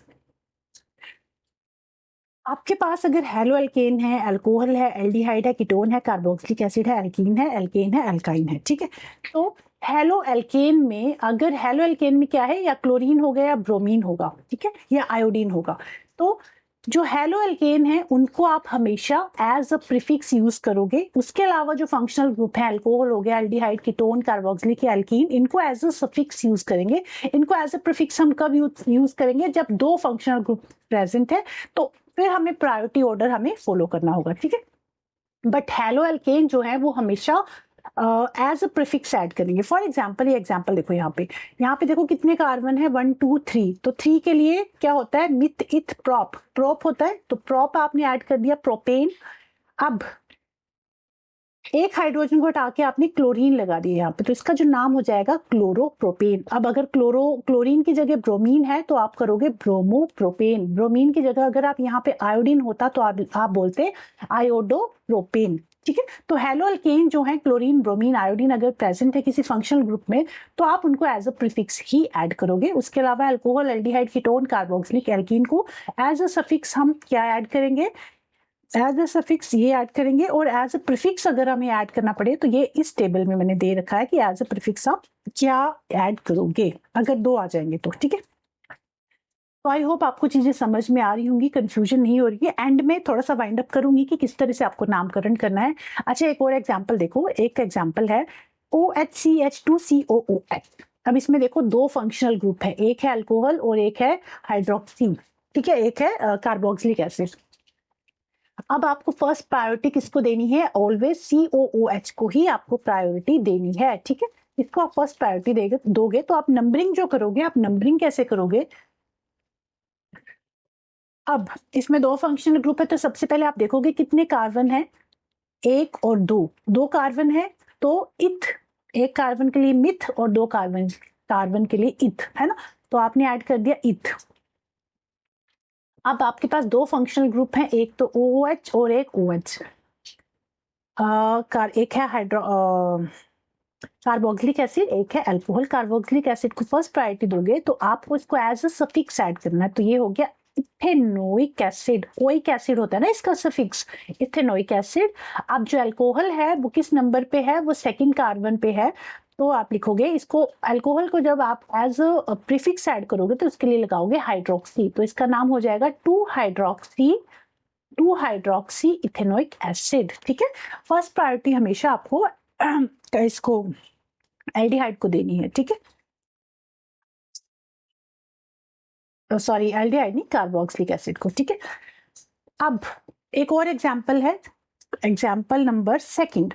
इसमें एक कंपाउंड है CH3COCH2COOH। ठीक है, अब इसमें, अच्छा आपको ना, चलो वो आगे चल के बताती हूँ, नहीं तो कंफ्यूजन होगी। देखो, अब यहाँ कितने कार्बन है, 1 2 3 4, मतलब ब्यूटेन।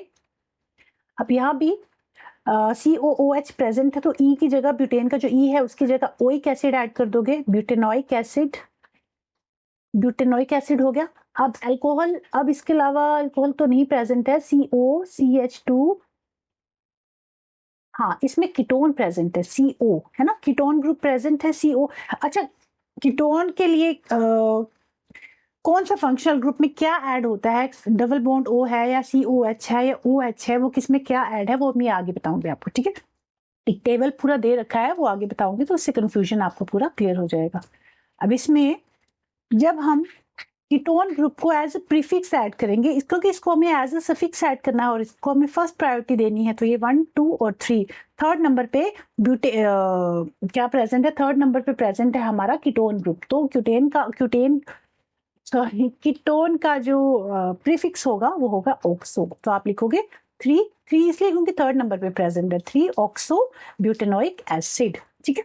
एक बार खुद से रिवाइज करोगे ना चीजें, और एक बार एंड में एक टेबल में पूरा दिखाऊंगी आपको, तो आपको जो कंफ्यूजन है वो दूर हो जाएगा। अब एक और है, इसका नामकरण आप कैसे करोगे, CH3C डबल बॉन्ड OOH, ठीक है। अब इसमें भी आपके पास CH3COOH, एक ही इसमें एक्चुअली एक ही फंक्शनल ग्रुप प्रेजेंट है, तो इसको ओइक एसिड, इसका नाम हो गया इथेनोइक एसिड। इथ क्यों, क्योंकि दो ही कार्बन है, दो कार्बन हो तो इथ, एक कार्बन हो तो मिथ, है ना, तो इथेनोइक एसिड इसका सिंपल नाम हो गया। ये दो केस तब बनेंगे जब दो आपके पास दो क्या है फंक्शनल ग्रुप प्रेजेंट है, तो ठीक है। अब ये हमने देख लिया कि सबसे पहले हमने क्या करना है, नंबर द चेन, नंबरिंग कर ली हमने।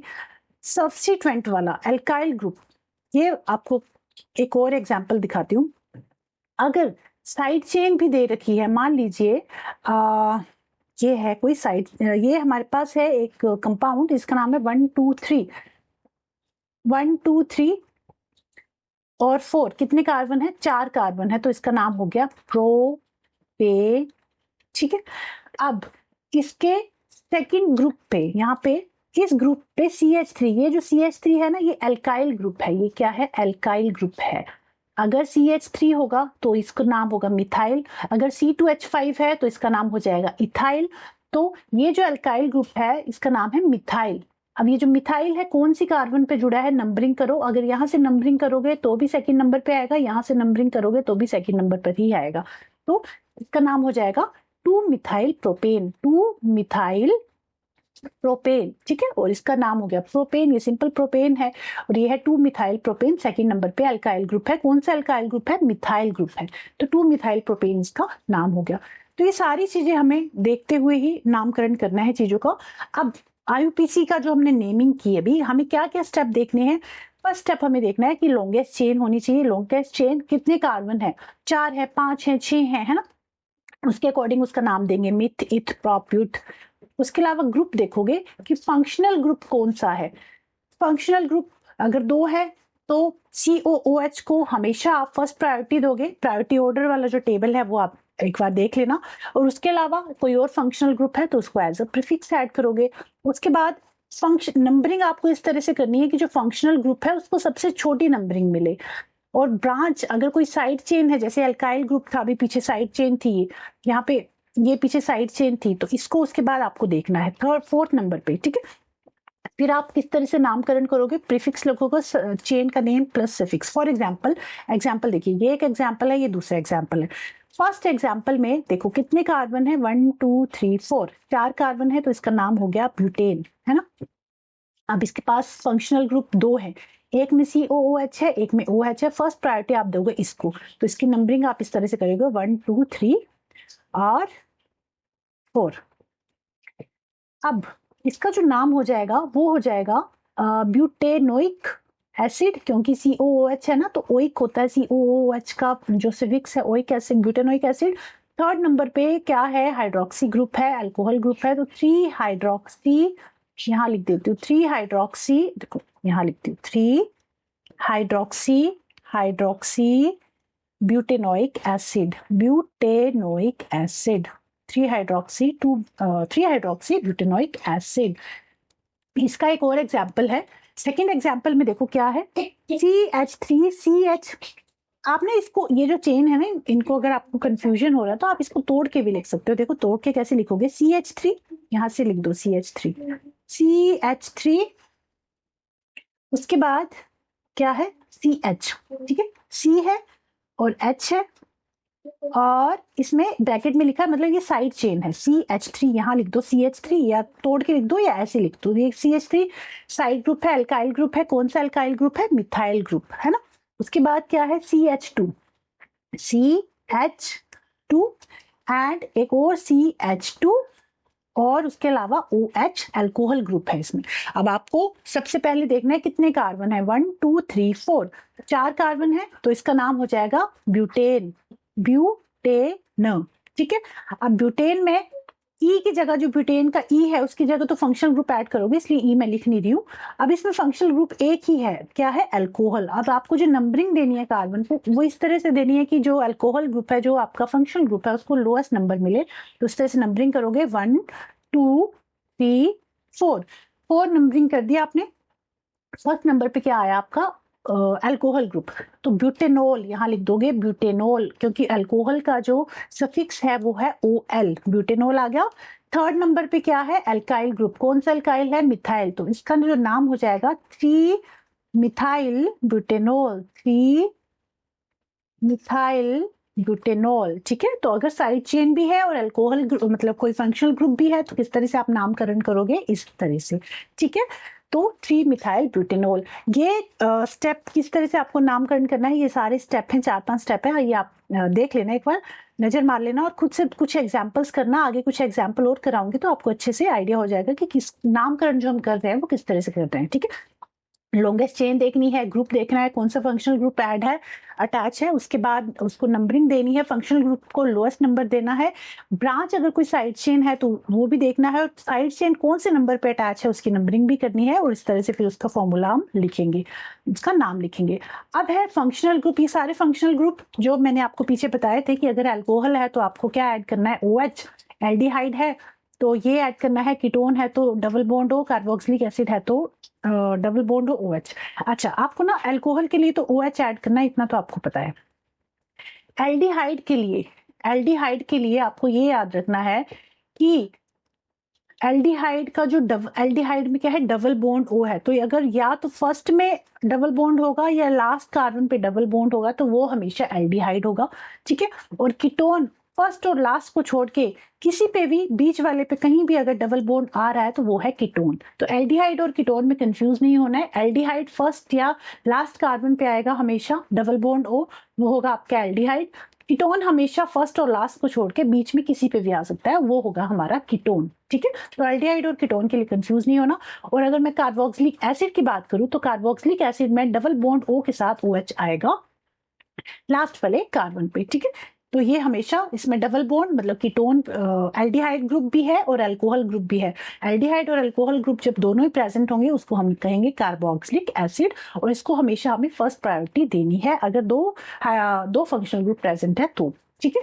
प्रायोरिटी ऑर्डर मैंने पीछे आपको बताया कि किसके लिए क्या आपको यूज करना है। अब ये सारे फंक्शनल ग्रुप मैं आपको पीछे बता के आई हूँ कि अगर हैलोजन ग्रुप है, फ्लोरीन, क्लोरीन, ब्रोमीन, आयोडीन, इसको एज अ प्रीफिक्स आप ऐड करोगे हमेशा। जैसे मान लो ये एक एग्जांपल है क्लोरोमीथेन। ठीक है। मीथेन को आपने CH4 होता है मीथेन का स्ट्रक्चर, CH4 पर यहाँ पे एक हाइड्रोजन की जगह आपने लगा दिया क्लोरीन, तो इसका नाम हो गया क्लोरोमीथेन। या फिर क्लोरीन की जगह आपने ब्रोमीन लगा दिया तो आप इसका नाम हो गया ब्रोमोमीथेन। या फिर आयोडीन लगा दिया तो आयोडोमीथेन। ठीक है। उसके अलावा जो सेकंड ग्रुप है hydroxyl group, OH group, alcohol group है ये। अल्कोहल ग्रुप को हमेशा जो आप एंड में जोड़ोगे इसको OL जोड़ोगे, OL जैसे मिथेनॉल। अगर एज अ सफिक्स ऐड कर रहे हैं तो, एज अ प्रीफिक्स ऐड कर रहे हैं तो हाइड्रोक्सी ऐड करेंगे, वो पीछे टेबल में सारा आपको बता के आई हूँ। एक बार फिर से दिखा देती हूँ। ये टेबल हमने देखा था ये वाला, कि एज अ प्रीफिक्स है तो क्या ऐड करना है, एज अ सफिक्स है तो क्या ऐड करना है। ठीक है। कार्बोक्सिलिक एसिड को एज अ सफिक्स ऐड करेंगे तो ये करेंगे, एल्डिहाइड को as a suffix AL, as a prefix oxo, ketone को एज अ सफिक्स ओन और प्रीफिक्स करेंगे तो ऑक्सो। तो ये आप याद कर लेना, एज अ सफिक्स और एज अ प्रीफिक्स हम किसको ऐड करेंगे। तो हाइड्रोक्सिल ग्रुप अल्कोहल ग्रुप है, एज अ सफिक्स अगर ऐड कर रहे हैं हम तो इसमें OL लगेगा, मिथेनॉल, इथेनॉल, इस तरह से। एल्डिहाइड ग्रुप में हमेशा डबल बॉन्ड O आएगा फर्स्ट या लास्ट कार्बन पे। ठीक है। डबल बॉन्ड O या तो फर्स्ट पे होगा या लास्ट पे होगा, तो that is aldehyde group. First और लास्ट को छोड़ के अगर बीच में है तो that is our ketone group. ठीक है। तो जैसे O एल्डिहाइड ग्रुप है, एल्डिहाइड ग्रुप में मिथेन है जैसे, तो लास्ट का ई को हटा के आप AL लगा दोगे। जैसे अल्कोहल में OL लग रहा था, वैसे एल्डिहाइड ग्रुप में AL लगेगा, पहले 2 अक्षर AL लगेंगे इसके यहाँ पे।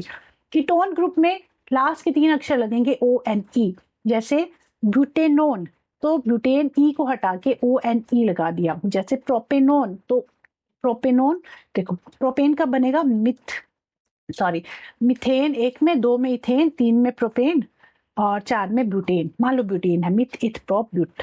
तो अगर यहाँ पे कीटोन ग्रुप, यहाँ मान लो डबल बॉन्ड O है, बाकी जगह hydrogen hydrogen hydrogen hydrogen hydrogen hydrogen, यहाँ भी हाइड्रोजन, यहाँ भी हाइड्रोजन और यहाँ भी हाइड्रोजन। तो ये क्या हो गया, ये हो गया हमारा, ठीक है, ये हो गया हमारा। इसका नाम हम रख देंगे, क्या है, कितने कार्बन है, 1 2 3 4, 4 कार्बन में क्या होता है, ब्यूट और ब्यूटे, मतलब 4 कार्बन में ब्यूटेन, और इस ई को हटा के ONE लगा देंगे क्योंकि यहाँ पे कीटोन ग्रुप है, तो इसका नाम हो जाएगा ब्यूटेनोन, है ना, ब्यूटेनोन। ठीक है, ये इसका नाम हो जाएगा। तो इस तरह से हम जो है हमारे फंक्शनल ग्रुप है, इस तरह से हम ऐड करेंगे। कार्बोक्सिलिक ग्रुप में क्या होगा, कार्बोक्सिलिक ग्रुप में डबल बॉन्ड O के साथ, जैसे ये कार्बन है, कार्बन दोबारा से बनाती हूँ, मान लो 4 कार्बन है, मिथेन इथेन प्रोपेन ब्यूटेन। अब इसमें क्या है, लास्ट वाले कार्बन में डबल बॉन्ड के साथ अल्कोहल ग्रुप भी प्रेजेंट है, तो इसको हम कहेंगे दिस इज कार्बोक्सिलिक ग्रुप, है ना। और कार्बोक्सिलिक ग्रुप में जो हम नामकरण करेंगे, जैसे ये क्या है, मिथ इथ प्रोप ब्यूट, तो ब्यूटेनोइक एसिड हो गया, ये हो गया ब्यूटेनोइक एसिड। ई की जगह हम ओइक एसिड जोड़ देंगे, oic acid in case of carboxylic group, butanoic acid. ठीक है, तो इस तरह से आप नाम रख सकते हैं। ठीक है, तो ये सारी चीजें आपको याद रखनी है जब भी आप, मैं नामकरण बोल रही हूँ, मतलब जब भी आपको IUPAC नेम लिखना है किसी कंपाउंड का, तो ये सारी चीजें आपको याद रखनी है। अब मैंने एक सिंपल टेबल बना रखी है आपके लिए, ये वाली जो भी बताई आपको कि क्या क्या चीजें आपको याद रखनी है।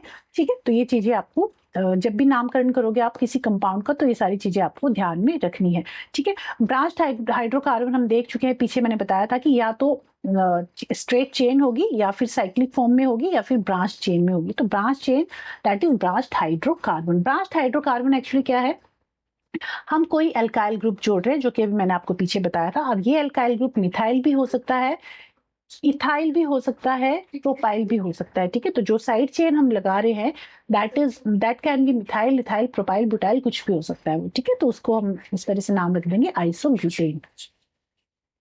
या फिर साइक्लिक हाइड्रोकार्बन हो सकता है। साइक्लिक हाइड्रोकार्बन मैंने आपको पीछे बताया था कि अगर कोई हाइड्रोकार्बन साइक्लिक फॉर्म में है तो दैट इज साइक्लिक हाइड्रोकार्बन। ठीक है, अब ये कुछ एग्जांपल हैं किस तरह से आपको नाम रखने हैं IUPAC नेम, वो आप यहाँ पे खुद से करके देखो। देखो कितने कार्बन है यहाँ, 1 2 3 4, 4 कार्बन है, क्योंकि ये तो साइड चेन है ना, 4 कार्बन है तो ब्यूटेन। और CHO कौन सा ग्रुप है, एल्डिहाइड ग्रुप। ठीक है, एल्डिहाइड ग्रुप है। एल्डिहाइड ग्रुप हमेशा जो O है इस तरह से आएगा। देखो मैं इसको पूरा बनाती हूँ, CH3 CH3 फिर CH2, चलो इस तरह से बना दो, CH2 CHO CH और ये O, डबल बॉन्ड O। ठीक है, तो जो एल्डिहाइड ग्रुप है, या तो उसमें डबल बॉन्ड O फर्स्ट में आएगा, या double bond O first carbon पे आएगा, या लास्ट कार्बन पे आएगा, एल्डिहाइड ग्रुप होगा तो। और अगर कीटोन होगा तो वो बीच वाले कार्बन पे आएगा। ठीक है, तो दिस इज एल्डिहाइड ग्रुप। तो एल्डिहाइड ग्रुप के लिए जो हम सफिक्स ऐड करते हैं वो AL ऐड करते हैं, तो ये हो गया ब्यूटेनल। और जो हमारा अब नंबरिंग करेंगे हम इस हिसाब से कि जो हमारा फंक्शनल ग्रुप है उसको सबसे छोटा नंबर मिले, तो यहाँ से नंबरिंग स्टार्ट करेंगे 1 2 3 4। तो ये जो साइड चेन है अल्काइल, ये मिथाइल ग्रुप है, ये 3rd नंबर पे है, इसका नाम हो जाएगा 3 मिथाइल ब्यूटेनल। ठीक है, 3 मिथाइल ब्यूटेनल इसका IUPAC नेम हो गया। सेकंड है इसका, एक और एग्जांपल दे रखा है मैंने, यहाँ BCD है, आप ABC कर लेना। ठीक है, ABC। अब इसका खुद से आप करो, देखो कितने कार्बन है, 1 2 3 4, 4 कार्बन है, तो इसका नाम भी ब्यूटेन हो गया। अब इसमें अल्कोहल ग्रुप प्रेजेंट है, और आपको नंबरिंग इस तरह से करनी है कि आपके अल्कोहल जो आपका फंक्शनल ग्रुप है उसको लोएस्ट नंबर मिले। तो इसको आप इस तरह से, फर्स्ट नंबर, एक मिनट,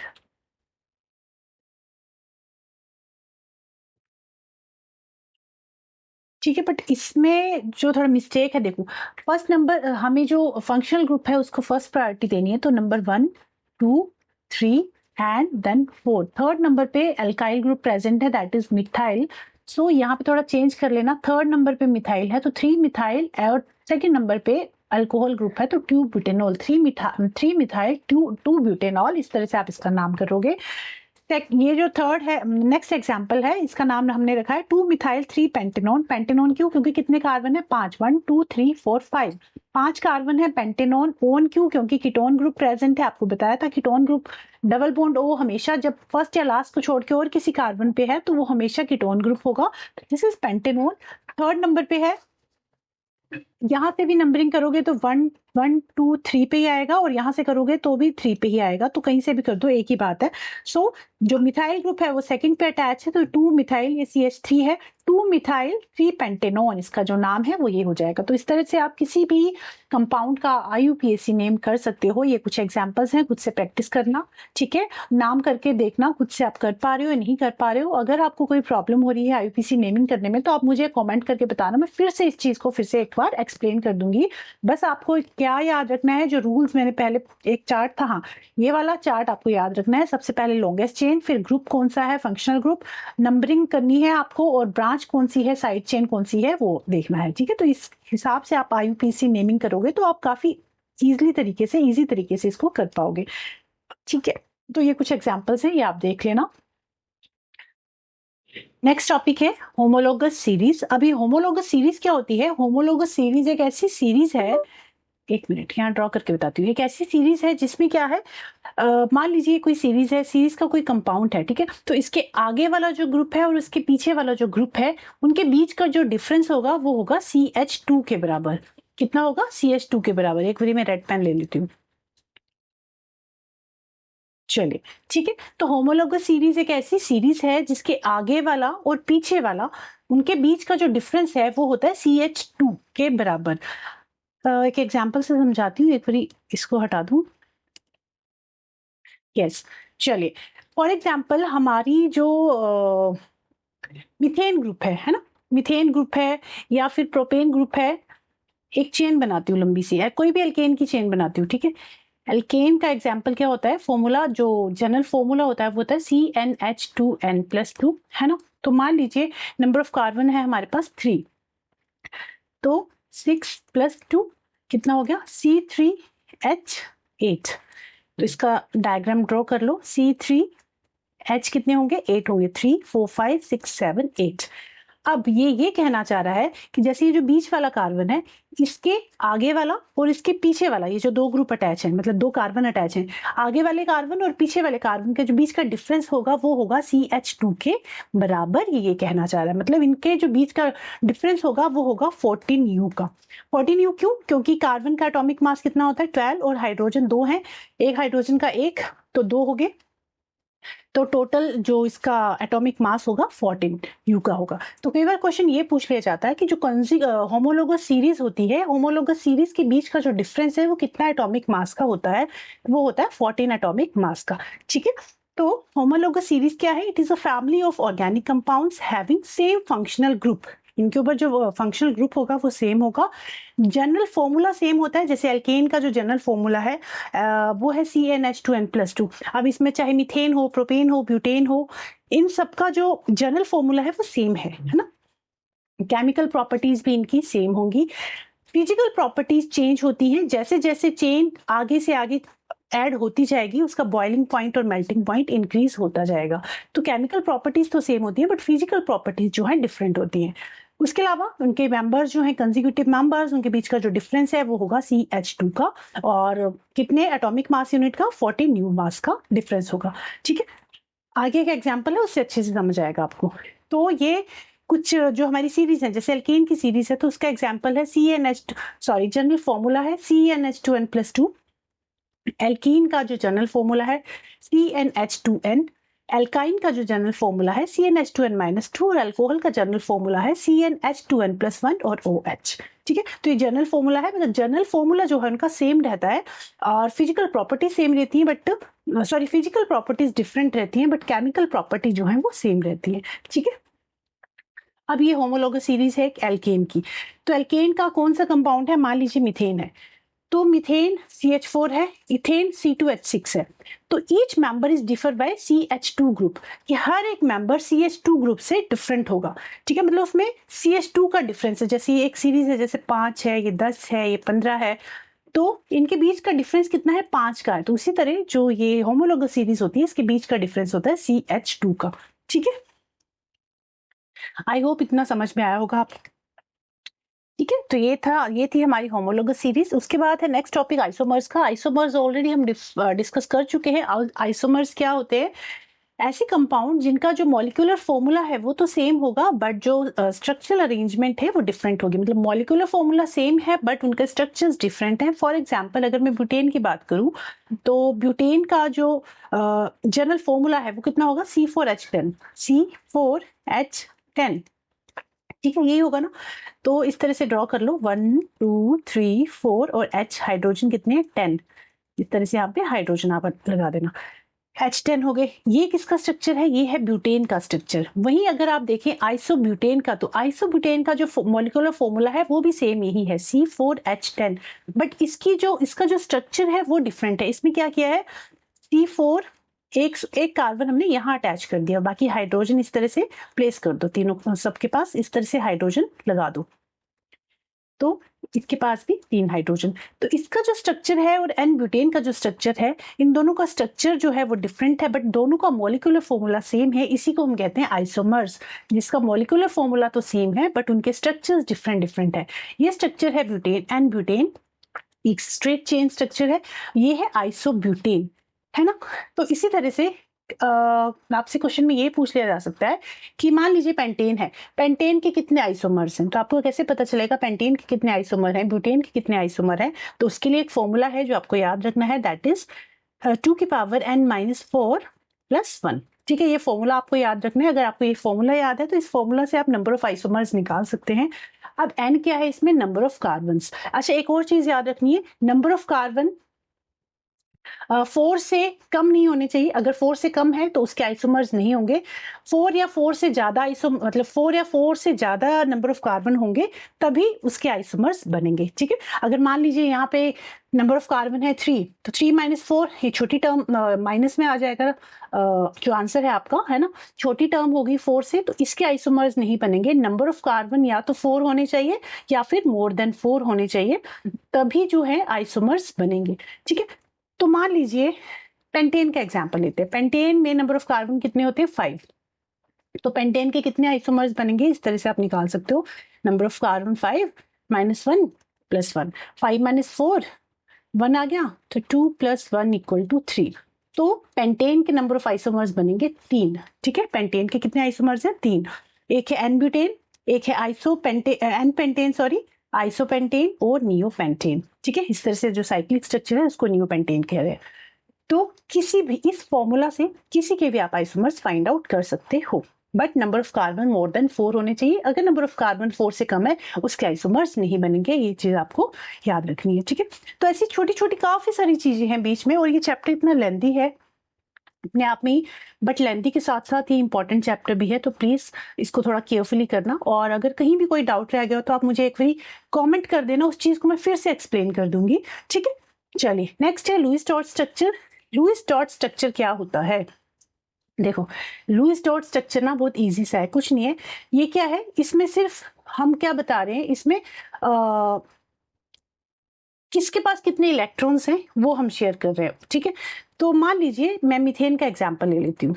मीथेन का यहाँ बना भी हुआ है लुईस डॉट स्ट्रक्चर। आपको क्या करना है, पहले आप इसका नॉर्मल एक डायग्राम बना लीजिए। CH4 इस तरह से बनता है।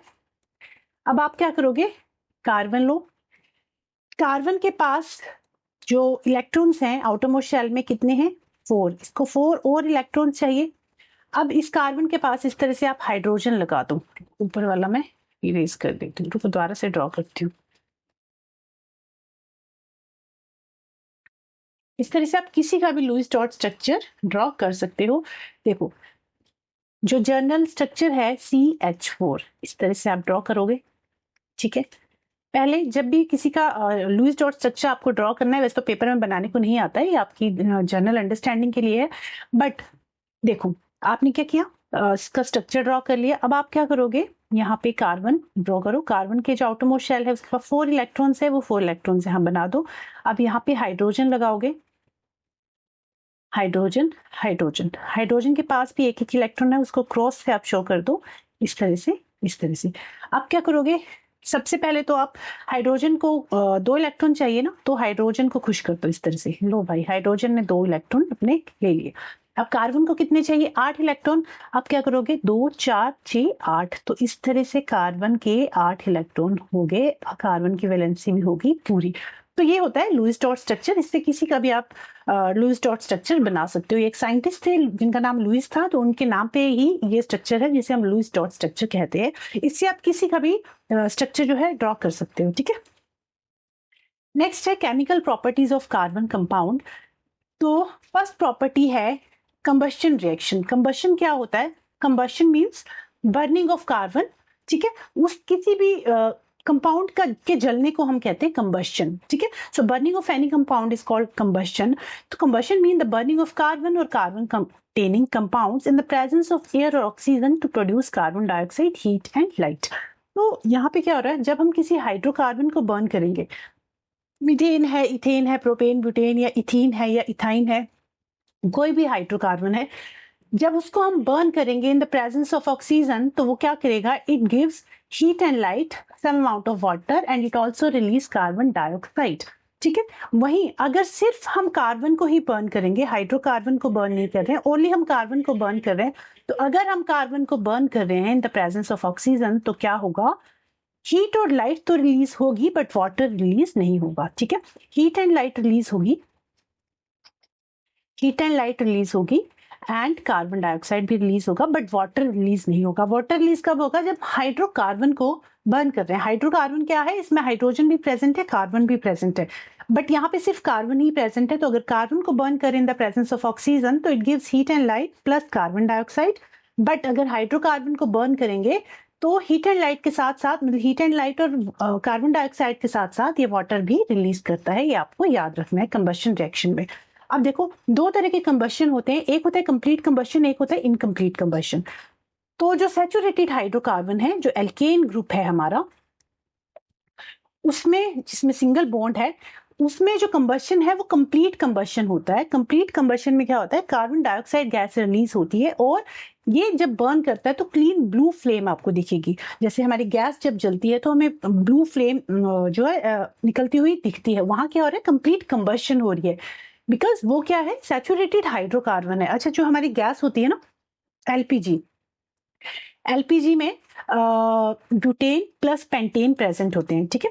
तो ये क्वेश्चन कई बार पूछ लिया जाता है कि हमारे घर की जो एलपीजी है उसमें कौन सा हाइड्रोकार्बन प्रेजेंट है, तो उसमें एल्केन प्रेजेंट है, और कौन से 2 एल्केन प्रेजेंट है, ब्यूटेन प्लस पेंटेन, ठीक है। तो जो हमारा कंप्लीट कंबशन है, कंप्लीट कंबशन में कार्बन डाइऑक्साइड गैस रिलीज होती है। सूट, सूट मतलब जो काला काला सा ब्लैक ब्लैक पार्टिकल्स हैं, वो ना के बराबर रिलीज होते हैं, उसमें रिलीज नहीं होते, या फिर बहुत कम मात्रा में होंगे, ना के बराबर ही होंगे वो, ठीक है। उसके अलावा जो फ्लेम होगी वो क्लीन ब्लू फ्लेम होगी, और ये तो हमें पता ही है कि सिंगल कोवैलेंट बॉन्ड होते हैं। वही जो इनकम्प्लीट कंबशन है, जहां इनकम्प्लीट कंबशन हो रहा है, इनकम्प्लीट कंबशन जहां होता है वहां कार्बन मोनोऑक्साइड गैस रिलीज होती है and high amount of suit present होता है, मतलब ब्लैक पार्टिकल्स काफी ज्यादा रिलीज होंगे, और जो फ्लेम होगी वो येलो कलर की होगी, ब्लू कलर की नहीं होगी, ठीक है। इनकम्प्लीट कंबशन में येलो कलर की फ्लेम होगी। एंड अनसैचुरेटेड हाइड्रोकार्बन जो है वो इनकम्प्लीट कंबशन करते हैं। अनसैचुरेटेड हाइड्रोकार्बन डबल और ट्रिपल बॉन्ड होते हैं, ठीक है। एल्कीन और एल्काइन जो है, डबल और ट्रिपल बॉन्ड जो है, अगर उनको हम बर्न करेंगे तो उसमें इनकम्प्लीट कंबशन होगी और उसकी जो फ्लेम होगी वो येलो कलर की होगी, और ये जो है बर्न करेगा जब, तो कार्बन मोनोऑक्साइड गैस रिलीज होगी और high amount of suit, suit मतलब ब्लैक पार्टिकल्स उसमें रिलीज होते हैं जब उसको बर्न करेंगे हम, ठीक है। तो ये हो गया difference between complete and incomplete combustion. Second reaction है हमारी ऑक्सीडेशन रिएक्शन। ऑक्सीडेशन का मतलब होता है एडिशन ऑफ ऑक्सीजन, ठीक है। ऑक्सीडेशन क्या हो रहा है, एक्चुअली एडिशन ऑफ ऑक्सीजन हो रही है, एडिशन ऑफ ऑक्सीजन। तो अब इस रिएक्शन में क्या होगा, मान लीजिए हमारे पास एक कंपाउंड है CH3CH2OH। किसका एग्जाम्पल, किसका नाम है, क्या है ये है इथेनॉल। क्या है, इथेनॉल, है ना। इसी तरह से बनता है ना। कार्बन कितने हैं, 2 कार्बन है, देखो 2 कार्बन है, CH3। इस तरह से आप किसी का भी फॉर्मूला ड्रॉ कर सकते हो, CH3 CH2। अब CH2 जो इथेन होता है उसमें तो क्या होता है, इस तरह से H लगा होगा तो ये हो गया इथेन। बट यहाँ क्या है, अल्कोहल ग्रुप ऐड है, तो इस हाइड्रोजन को हटा के यहाँ पे OH ग्रुप ऐड हो जाएगा और इसे हम कहेंगे इथेनॉल। ठीक है, तो इथेनॉल को जब हम बर्न करेंगे in the presence of alkaline KMnO4 potassium permanganate और एसिडिफाइड K2Cr2O7। K2Cr2O7 क्या है, पोटाशियम क्रोमेट। पोटाशियम परमैंगनेट और पोटाशियम क्रोमेट की प्रेजेंस में जब हम इथेनॉल को बर्न करेंगे तो ये क्या रिलीज करेगा, CH3COOH। क्या रिलीज करेगा, CH3COOH। यहाँ पे क्या हुआ, जो ऑक्सीजन है वो ऐड होगी, इसमें ऑक्सीजन ऐड होगी।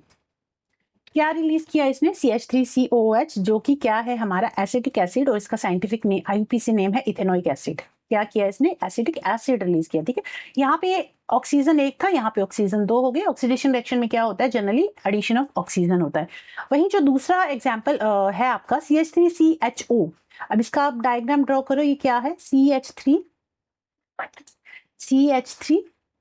CH और डबल बॉन्ड O, सॉरी यहाँ पे double bond O।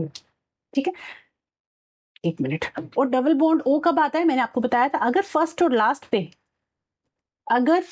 Last carbon पे अगर डबल बॉन्ड आ रहा है हमारा, तो वो क्या होगा, वो हमारा होगा, एक मिनट, एल्डिहाइड ग्रुप यहाँ पे लगा देते, वो हमारा क्या होगा, एल्डिहाइड ग्रुप होगा। और फर्स्ट और लास्ट को छोड़ के बीच में कहीं भी आएगा तो वो हमारा कीटोन होगा। ठीक है, तो यहाँ एंड में प्रेजेंट है, इट मीन्स ये क्या है, एल्डिहाइड है। ठीक है, तो इसका नाम क्या है, इसका नाम हो गया इथेनॉल। यहाँ पे डबल बॉन्ड O ऐड है, ये क्या है, इथेनॉल है, इथेनॉल। एल्डिहाइड के फर्स्ट 2 लेटर AL ऐड हो जाएंगे इथेन E की जगह, और ये बन जाएगा इथेनॉल। ठीक है, इसको भी अगर हम बर्न करेंगे in the presence of potassium permanganate और पोटाशियम क्रोमेट, तो it will also release acetic acid और इथेनोइक एसिड। ठीक है, तो this is called oxidation reaction.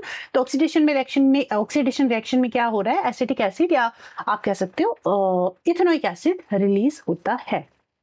Next है एडिशन रिएक्शन। अब एडिशन रिएक्शन में आपको नाम से ही समझ आ रहा है कि किसी चीज को हम ऐड कर रहे हैं। और एडिशन किस चीज में होगा, देखो अगर कोई चीज पहले से ही भरी हुई है तो उसमें आप ऐड नहीं कर सकते। अगर कोई चीज खाली है उसमें आप एडिशन कर सकते हो, है ना। तो एडिशन रिएक्शन जो है अकर ओनली इन अनसैचुरेटेड कंपाउंड। ये चीज आपको याद रखनी है, छोटे छोटे क्वेश्चन बीच से पूछ लिए जाते हैं तो आपको पता होना चाहिए। जो एडिशन रिएक्शन है वो ओनली अनसैचुरेटेड कंपाउंड्स में ही होगा। अनसैचुरेटेड में कौन से कंपाउंड आते हैं, एल्कीन और एल्काइन।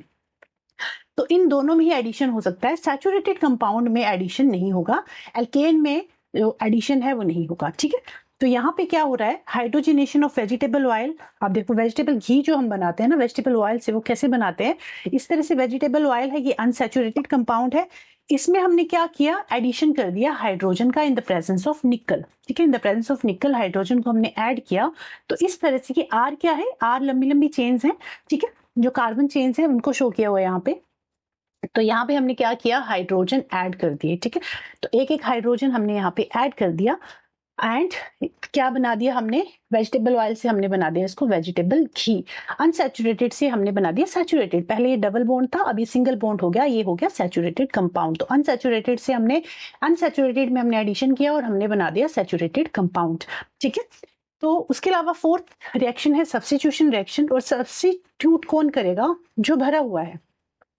सब्स्टिट्यूट वही कर सकता है जिसके पास ऑलरेडी सैचुरेटेड है वो, तो किसी भी चीज को यहाँ से वहां सब्स्टिट्यूट कर सकता है, शिफ्ट कर सकता है। अब सब्स्टिट्यूशन रिएक्शन सिर्फ सैचुरेटेड कंपाउंड में होता है, ये भी आपको याद रखना है। अनसैचुरेटेड में सब्स्टिट्यूशन रिएक्शन नहीं होगी। तो सैचुरेटेड कंपाउंड में ही सब्स्टिट्यूशन रिएक्शन होगी। सैचुरेटेड कंपाउंड में मान लीजिए हमारे पास है मीथेन, तो हमने क्या किया, इस तरह से मीथेन का डायग्राम ड्रॉ कीजिए। मीथेन, अब हमने क्या किया, इसमें क्लोरीन ऐड किया। तो जब हमने इसमें क्लोरीन ऐड किया तो ये क्या करेगा, एक क्लोरीन यहाँ से एक हाइड्रोजन को हटा देगा और खुद इसकी जगह ले लेगा। मैं यहाँ पे ड्रॉ कर देती हूँ। ठीक है, यहाँ पे क्लोरीन ऐड हो गया और यहाँ से हाइड्रोजन हट जाएगा और हाइड्रोजन अलग से निकल के HCl बना देगा। ठीक है, ये क्लोरीन एक क्लोरीन हाइड्रोजन के साथ ऐड हो जाएगा तो इसने बना दिया HCl। तो जब भी मीथेन को क्लोरीन में मिक्स करेंगे in the presence of sunlight तो मीथेन क्लोराइड बनेगा प्लस हाइड्रोजन हाइड्रोक्लोराइड बनेगा। ठीक है, ये हो गया हमारा सब्स्टिट्यूशन रिएक्शन। उसके अलावा नेक्स्ट है और इथेनॉल। इथेनॉल उसके बाद इथेनॉल कैसे डिस्कस करेंगे और उसके बाद सोप और डिटर्जेंट, और बस फिर आपका चैप्टर हो गया complete.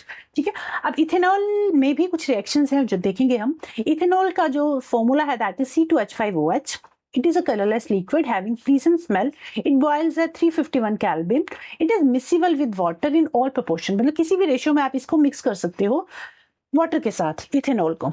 It is non-conductor of electricity. It does not contain ion. इसके पास फ्री आयंस नहीं है, that's why ये इलेक्ट्रिसिटी कंडक्ट नहीं कर सकता। And it is neutral to litmus paper. अब इथेनॉल के कुछ रिएक्शंस हैं। अगर हम इथेनॉल को सोडियम के साथ रिएक्ट कराएंगे तो क्या होगा, ये है हमारा इथेनॉल। अगर हमने इसको सोडियम के साथ रिएक्ट कराया तो ये क्या देगा हमें, ये देगा sodium ethoxide. Sodium ethoxide plus इसमें क्या है, हाइड्रोजन गैस रिलीज होगी। ठीक है, तो सोडियम के साथ जब हम रिएक्ट करेंगे इथेनॉल को तो it gives sodium ethoxide as a final product plus hydrogen gas इसमें लिबरेट होगी। वहीं अगर इसका जो सेकेंड रिएक्शन है इसमें acid catalyse dehydration of ethanol. अब हमने क्या किया, इथेनॉल में अगर हम कंसंट्रेटेड H2SO4 मिक्स कर देंगे तो क्या होगा, ये वाटर को इसमें से रिलीज कर देगा। जहां भी कहीं भी अगर H2SO4 आपको दिख जाए ना तो आप समझ लेना ये वाटर को सेपरेट कर देगा। ठीक है, H2SO4 हमेशा वाटर को सेपरेट आउट कर सकता है। आप ये समझ लीजिए कि H2SO4 ना राजस्थान है, ठीक है, और राजस्थान को क्या चाहिए, पानी है। ठीक है, तो जब भी H2SO4 ऐड होगा तो ये वाटर को रिलीज कर देगा। तो यहाँ H2SO4 हमने ऐड किया और ये क्या बन गया, ये बन गया एक एल्कीन बन गया, है ना, ये बन गया एल्कीन प्लस वाटर इसने रिलीज कर दिया। तो when ethanol is heated at 443 kelvin in presence of H sulphuric acid then alkene is obtained and in the above reaction water is removed by using a dehydrating agent which is sulfuric acid. Sulfuric acid dehydrating agent की तरह काम करता है और ये water को separate out कर देता है। ठीक है, नेक्स्ट है यूजेस ऑफ इथेनॉल। हमने दो रिएक्शन की इथेनॉल की, एक की अगर सोडियम के साथ रिएक्ट करेगा इथेनॉल तो क्या होगा, सोडियम इथोक्साइड बनेगा, और अगर कंसंट्रेटेड H2SO4 हम इथेनॉल में मिक्स करेंगे तो ये क्या बना देगा, ये बना देगा एल्कीन। ठीक है, प्लस वाटर रिलीज होगा इसमें से। अब इथेनॉल के यूजेस क्या क्या हैं, कहाँ यूज करते हैं इथेनॉल को, तो कॉस्मेटिक्स और ब्यूटी प्रोडक्ट्स में यूज करते हैं। उसके अलावा पेंट्स में एज अ प्रिजर्वेटिव यूज करते हैं, और इथेनॉल जो है ना काफी इफेक्टिव सॉल्वेंट होता है। ठीक है, एंड उसके अलावा ये जो है कलर एडिटिव की तरह भी यूज करते हैं, जिसमें हम जैसे फूड वगैरह में जो हम कलरिंग करते हैं, फूड या मेडिसिन में जो कलरिंग यूज करते हैं ना हम, वो क्या होता है, इथेनॉल होता है। And it also give enhanced flavour. उसके अलावा it is used in gasoline for preventing the knocking of engine वगैरह में अगर कोई चीज नॉक हो जाए तो उसको बचने के लिए, मतलब इंजन को बचाने के लिए भी उसमें हम इथेनॉल जो है यूज करते हैं। ठीक है, तो ये कुछ यूजेस हैं इथेनॉल के कि इथेनॉल को हम कहाँ कहाँ यूज करते हैं। उसके अलावा नेक्स्ट है how do living beings gate affected by alcohol. ये सारी चीजें ना आपके एनसीईआरटी में एक एक लाइन करके दी हुई है, मतलब स्टेप बाय स्टेप दिए हुए हैं, पैसेज दिए हुए हैं पूरे, तो मैंने सारी चीजें ली हुई हैं ताकि एक भी चीज हम छोड़े ना, क्योंकि क्वेश्चन कहीं से भी आ सकता है। अब इसमें से मान लीजिए आपको क्वेश्चन आ गया डीनेचर्ड अल्कोहल का, तो आपको क्या, आप अगर मैं नहीं पढ़ाऊंगी, नहीं बताऊंगी ये चीजें, तो आपको नहीं पता होगा। खुद तो अगर आपने किया है तो ऑफकोर्स पता होगा ही, अगर खुद आप एनसीईआरटी रीड कर रहे हो तो ऑफकोर्स, बट मेरा कहने का मतलब ये है कि हम हर एक चीज जो है एनसीईआरटी की कर रहे हैं, जरूरी नहीं है उसमें से क्वेश्चन आया हो, बट हाँ उसमें से क्वेश्चन आ सकता है इन फ्यूचर, तो हम कोई भी चीज छोड़ के नहीं चलेंगे। ऐसा नहीं है कि जो पेपर में आए हैं बस वही हमने टॉपिक उठाया और वो मैंने करा दिया, तो ऐसा नहीं है। हो सकता है नेक्स्ट टाइम एग्जामिनर कुछ और पूछ ले उस टॉपिक से जो कि आपने नहीं किया हो, तो दैट्स वाई मैं सारी चीजें कवर करते हुए चल रही हूँ। और एंड में अभी इसके बाद क्वेश्चन आंसर भी करेंगे तो आपको आइडिया हो जाएगा कि किस तरह के क्वेश्चन पूछे जाते हैं ना। तो ये क्या है, नेक्स्ट टॉपिक है how do living beings gate affected by alcohol. तो अल्कोहल जो है लिविंग बींग्स को कैसे अफेक्ट करता है, तो अच्छा पता क्या होता था, इंडस्ट्रीज में जहां अल्कोहल बनती थी तो वहां कुछ लोग क्या करते थे ना, इथेनॉल को कंज्यूम कर लेते थे। ठीक है, वहां भी नहीं छोड़ते थे वो, तो इथेनॉल को वो कंज्यूम कर लेते थे जिसकी वजह से हेल्थ इश्यूज होते थे। तो अब इंडस्ट्री में जो क्या हो रहा है कि जो इथेनॉल है ना उसको मिथेनॉल के साथ मिक्स कर दे रहे हैं, इथेनॉल को मिथेनॉल के साथ मिक्स करके इंडस्ट्री में भेजा जाता है मिथेनॉल के साथ, और मिथेनॉल भी एक हाईली रिएक्टिव है कंपाउंड है, तो इसलिए इथेनॉल को मिथेनॉल के साथ मिक्स करके इंडस्ट्री में भेजते हैं, उसी को हम कहते हैं डीनेचर्ड अल्कोहल। उसी को हम कहते हैं डीनेचर्ड अल्कोहल। तो आपसे पूछ लिया जाए डीनेचर्ड अल्कोहल क्या होता है, तो डीनेचर्ड अल्कोहल क्या है?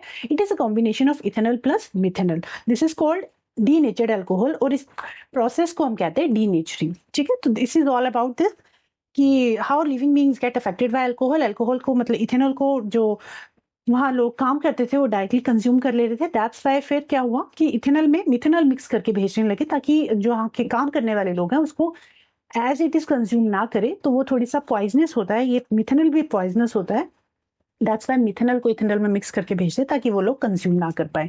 ठीक है, और इसी प्रोसेस को कहते हैं डीनेचर्ड ऑफ अल्कोहल। क्लियर? चलिए नेक्स्ट है इथेनोइक एसिड। इथेनोइक एसिड का फॉर्मूला है CH3COOH, इसको एसिटिक एसिड भी कहते हैं। अगर देखो क्या है ना, इथेनोइक एसिड में अगर आप 5 to 8% वाटर मिक्स कर देंगे तो ये बन जाएगा, अगर इथेनोइक एसिड में 5 to 8% हमने वाटर मिक्स कर दिया तो ये हमारा बन जाएगा एसिटिक एसिड, ये बन जाएगा एसिटिक एसिड, जिसको विनेगर कहते हैं, जिसको हम खाने वगैरह में भी यूज करते हैं, प्रिजर्वेटिव्स के लिए भी यूज करते हैं। जो इथेनोइक एसिड है, it dissolves in water, alcohol and ether, it often freeze during winter in a cold climate and therefore it is named glacial acetic acid. ये जो इथेनोइक एसिड है ना, ये विंटर में फ्रीज हो जाता है, तो इसको उस जब ये फ्रीज हो जाता है तो इसका जो नाम है उस टाइम हम इसको कहते हैं ग्लेशियल एसिटिक एसिड, मतलब ये फ्रीज हो जाता है, दैट्स वाई इसका नाम ग्लेशियल एसिटिक एसिड भी है। ठीक है, 5 to 8% solution of ethanoic acid mixed in water is called vinegar and is commonly used as a preservative, इसको as a preservative यूज करते हैं। अब इथेनोइक एसिड की दो रिएक्शंस है, एक है एस्टेरिफिकेशन, एक है सैपोनिफिकेशन, दोनों ही इंपॉर्टेंट है। एस्टेरिफिकेशन में क्या हो रहा है, इसमें हम क्या करेंगे, जो हमारा इथेनोइक एसिड है इसको हम रिएक्ट कराएंगे, इसको भी H2SO4 की प्रेजेंस में हम रिएक्ट करेंगे, और H2SO4 क्या है, एक डिहाइड्रेटिंग एजेंट है जो क्या करेगा, पानी पानी पानी पानी को सेपरेट कर देगा। ठीक है, तो अगर इथेनोइक एसिड को हम रिएक्ट कराएंगे इथेनॉल के साथ तो हमें क्या मिलेगा, हमें जो प्रोडक्ट मिलेगा वो मिलेगा इथाइल इथोनेट। ये जो प्रोडक्ट है इसका नाम है इथाइल इथेनोएट, और इसको हम क्या कहते हैं शॉर्ट में एस्टर, और इसी प्रोसेस को हम क्या देते हैं, एस्टेरिफिकेशन। तो अगर हम इथेनोइक एसिड में इथेनॉल को मिक्स कर रहे हैं, ये है हमारा इथेनोइक एसिड, ये क्या है इथेनोइक एसिड, और ये है हमारा इथेनॉल। तो इथेनॉल में जब इथेनोइक एसिड को मिक्स कर रहे हैं हम, तो हमें क्या मिल रहा है, इथाइल इथोनेट, जिसको हम एस्टर कहते हैं, और एक स्वीट स्मेलिंग, इसकी स्वीट सी स्मेल होती है एस्टर की, और उसके अलावा जब हम डिहाइड्रेटिंग एजेंट भी ऐड कर रहे हैं इसमें, तो ये क्या करेगा, वाटर को रिलीज करेगा। This process is called esterification. ठीक है, नेक्स्ट है सैपोनिफिकेशन। सैपोनिफिकेशन क्या है, it is the process in which when ester is mixed with basic substance like sodium hydroxide या पोटेशियम हाइड्रोक्साइड, तो हमें मिलेगा सॉप और अल्कोहल। ठीक है, तो एस्टेरिफिकेशन में क्या हो रहा था, जब इथेनॉल और इथेनोइक एसिड को मिक्स करेंगे तो हमें मिलेगा इथाइल इथोनेट प्लस वाटर। इथाइल इथोनेट क्या है, एस्टर है, और सैपोनिफिकेशन में एस्टर को ही हम बेसिक सब्सटेंस के साथ रिएक्ट कराएंगे तो हमें मिलेगा सॉप प्लस अल्कोहल। क्लियर? अब reaction of ethanoic acid with metal and base, अगर इथेनोइक एसिड को हम मेटल के साथ या बेस के साथ रिएक्ट करेंगे तो हमें क्या मिलेगा, अगर इथेनोइक एसिड को मेटल के साथ रिएक्ट करेंगे तो हमें मिलेगा हाइड्रोजन, तो हमें मिलेगी ही मिलेगी, उसके अलावा हमें मिलेगा सोडियम हाइड्रोक्साइड, नहीं सॉरी, हमें मिलेगा सोडियम इथोनेट CH3COONA, ये हमें मिलेगा सोडियम इथोनेट, जिसे हम एस्टर कह रहे हैं। ठीक है, सोडियम हाइड्रोक्साइड में जब हम सोडियम को मिक्स करेंगे तो हमें एस्टर मिल रहा है, प्लस हाइड्रोजन गैस भी इसमें रिलीज होगी। बट वहीं अगर हम सोडियम हाइड्रोक्साइड को रिएक्ट कराएंगे इसके साथ इथेनोइक एसिड के साथ, देखो इथेनोइक एसिड को जब हमने मेटल के साथ रिएक्ट कराया तो हमें हाइड्रोजन मिल रहा था, एस्टर तो मिल ही रहा है, साथ साथ हाइड्रोजन मिल रहा है। वहीं अगर हम इथेनोइक एसिड को रिएक्ट करा रहे किसी बेसिक सब्सटेंस के साथ तो हमें एस्टर के साथ साथ वाटर रिलीज होगा।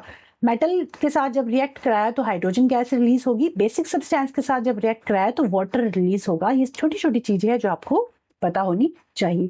नेक्स्ट रिएक्शन है, इथेनोइक एसिड को जब हम कार्बोनेट या बाइकार्बोनेट के साथ रिएक्ट कराएंगे तो यहां भी क्या हो रहा है, एस्टर के साथ साथ water plus carbon dioxide release होगा। जब हम इथेनोइक एसिड को इसके साथ सोडियम कार्बोनेट के साथ रिएक्ट कराएंगे या सोडियम बाइकार्बोनेट के साथ रिएक्ट कराएंगे तो वाटर और कार्बन डाइऑक्साइड जो है वो रिलीज होगा, दोनों ही केस में। ठीक है। सोडियम इथोनेट के साथ साथ यहाँ वाटर और कार्बन डाइऑक्साइड भी रिलीज होगा। यहाँ पे जब हम एसिड और बेस के साथ, सॉरी, मेटल और बेस के साथ रिएक्ट करा रहे थे तो जब मेटल के साथ रिएक्ट करा रहे थे तो हाइड्रोजन गैस लिबरेट हो रही थी, जब बेसिक सब्सटेंस के साथ रिएक्ट करा रहे थे तो सोडियम इथोनेट के साथ साथ वाटर रिलीज हो रहा था। बट यहाँ पे वाटर और कार्बन डाइऑक्साइड रिलीज होगी दोनों ही केस में जब सोडियम इथेनॉइक एसिड को हम कार्बोनेट या बाइकार्बोनेट के साथ रिएक्ट कराएंगे तो सोडियम इथोनेट के साथ साथ वाटर और कार्बन डाइऑक्साइड भी रिलीज होगा दोनों ही केस में। ठीक है। अब नेक्स्ट टॉपिक है सोप और डिटर्जेंट। सोप और डिटर्जेंट में क्या डिफरेंस है, सोप क्या है, डिटर्जेंट क्या है, ये करने से पहले मैं आपको सोप का डायग्राम दिखाती हूँ। देखो सोप ना इस तरह से काम करता है। ये होता है इसका हाइड्रोफिलिक हेड। हाइड्रोफिलिक, हाइड्रो का मतलब होता है वाटर, फिलिक का मतलब होता है लव, मतलब पानी से इतना प्यार करता है, that's why it's name is hydrophilic head. और ये जो पोर्शन है उसका जो टेल वाला पोर्शन है ये वाटर से फोबिया है, इसको वाटर से ये डरता है। तो जब भी मान लीजिए कोई डस्ट पार्टिकल है ये, तो सोप किस तरह से काम करता है, जो हाइड्रोफिलिक हेड है, यहाँ पे तो पानी होगा तो हाइड्रोफिलिक हेड ना पानी का लवर है, तो ये क्या करेगा, पानी के जो इसका हाइड्रोफिलिक हेड है, इसकी जो टेल है, जो जिसको पानी से डर लगता है, ये पानी से दूर भागेगा, और जो ये हाइड्रोफिलिक हेड ये पानी के पास भागेगा। तो इस तरह से एक स्ट्रक्चर बन जाएगा, हाइड्रोफिलिक हेड पानी के पास जाएगा और ये टेल है ये पानी से दूर भागेगी, तो ये डस्ट की तरफ आ जाएगी। तो इस तरह से ना एक स्ट्रक्चर बन जाता है। सोप किस तरह से काम करेगा वो बता रही हूँ आपको, ये सोप का स्ट्रक्चर है।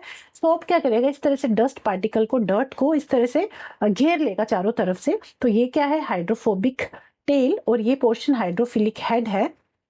इस तरह से काम करेगा और इस तरह से एक मिसेल बन जाएगी। जो स्ट्रक्चर है, आपको जो स्ट्रक्चर दिख रहा है, इसको हम कहते हैं मिसेल। तो सोप क्या करता है ना, सोप जब मिसेल बनाएगा तो सोप क्या कर रहा है, वो हार्ड वाटर में इतना झाग नहीं बनाता, जबकि जो डिटर्जेंट है वो हार्ड वाटर और सॉफ्ट वाटर दोनों में ही झाग बना देता है। तो इस तरह से सोप काम करता है, डिटर्जेंट काम करता है। मेन डिफरेंस क्या है सोप और डिटर्जेंट में, वो आप देख लीजिए। सोप क्या है, इट इज अ सोडियम और पोटाशियम सॉल्ट और of long chain carboxylic acid. Sodium और पोटाशियम का इस तरह से हेड होगा और लंबी लंबी चेन होगी किसकी, कार्बोक्सिलिक एसिड की। वहीं डिटर्जेंट जो है, डिटर्जेंट का जो हेड होगा वो सोडियम का होगा और उसकी जो टेल है वो सल्फोनिक एसिड की होगी। मतलब जो डिटर्जेंट है उसकी टेल सल्फोनिक एसिड की है और जो सोप है उसकी टेल कार्बोक्सिलिक एसिड की है, उसकी टेल कार्बोक्सिलिक एसिड की है। ठीक है, सोप की टेल कार्बोक्सिलिक एसिड की है, हेड तो सोडियम और पोटाशियम का ही है, बट जो टेल है कार्बोक्सिलिक एसिड की है, और जो डिटर्जेंट है उसका जो हेड है सोडियम और पोटाशियम का ही है, बट जो चेन है वो सल्फोनिक एसिड की है। ठीक है, उसके अलावा हाइड्रोफिलिक हेड मतलब वाटर को अट्रैक्ट करता है, और hydrophobic tail water repelling hydrocarbon tail होती है। सिमिलर स्ट्रक्चर होता है in case of hydro detergent भी। Form micelle in water, micelle क्या होता है मैंने भी आपको बताया, which trap dirt and oil inside, also form micelle in water making it effective for cleaning. It forms scum with calcium and magnesium ion in hard water, reducing cleaning efficiently. Does not form scum in hard water and remain effective. Scum बना देता है वो अच्छे से, calcium और magnesium ion, और जो hard water है ना, हार्ड वाटर में कैल्शियम और मैग्नीशियम आयन प्रेजेंट होते हैं, दैट्स वाई वो झाग नहीं बना पाता, सोप जो इतना झाग नहीं बना पाता। जबकि डिटर्जेंट है, जो डिटर्जेंट है वो हार्ड वाटर में भी अच्छे से काम कर लेता है। Less foam in hard water, कम झाग होता है हार्ड वाटर में और ज्यादा झाग होता है सॉफ्ट वाटर में। It produces form even in hard water. उसके अलावा it commonly use for personal hygiene in soft water, it is used in laundry, shampoo in hard water. Biodegradable होता है, सोप जो है बायोडिग्रेडेबल है, और जो डिटर्जेंट है वो नॉन बायोडिग्रेडेबल है, और it is usually cheaper than detergent, detergent से सस्ता होता है, और डिटर्जेंट जो है थोड़ा सा कॉस्टली होता है एज कम्पेयर टू सोप। तो सोप क्या है, आपको क्या क्या याद रखना है, सोप क्या है, सोडियम और पोटाशियम सॉल्ट की लंबी लंबी चेन, लॉन्ग चेन है कार्बोक्सिलिक एसिड की, उसका जो हेड है सोडियम और पोटाशियम का है, और जो उसकी चेन है कार्बोक्सिलिक एसिड की है। डिटर्जेंट की चेन जो है वो सल्फोनिक एसिड की है। हाइड्रोफिलिक हेड और हाइड्रोफोबिक टेल होता है दोनों ही केस में।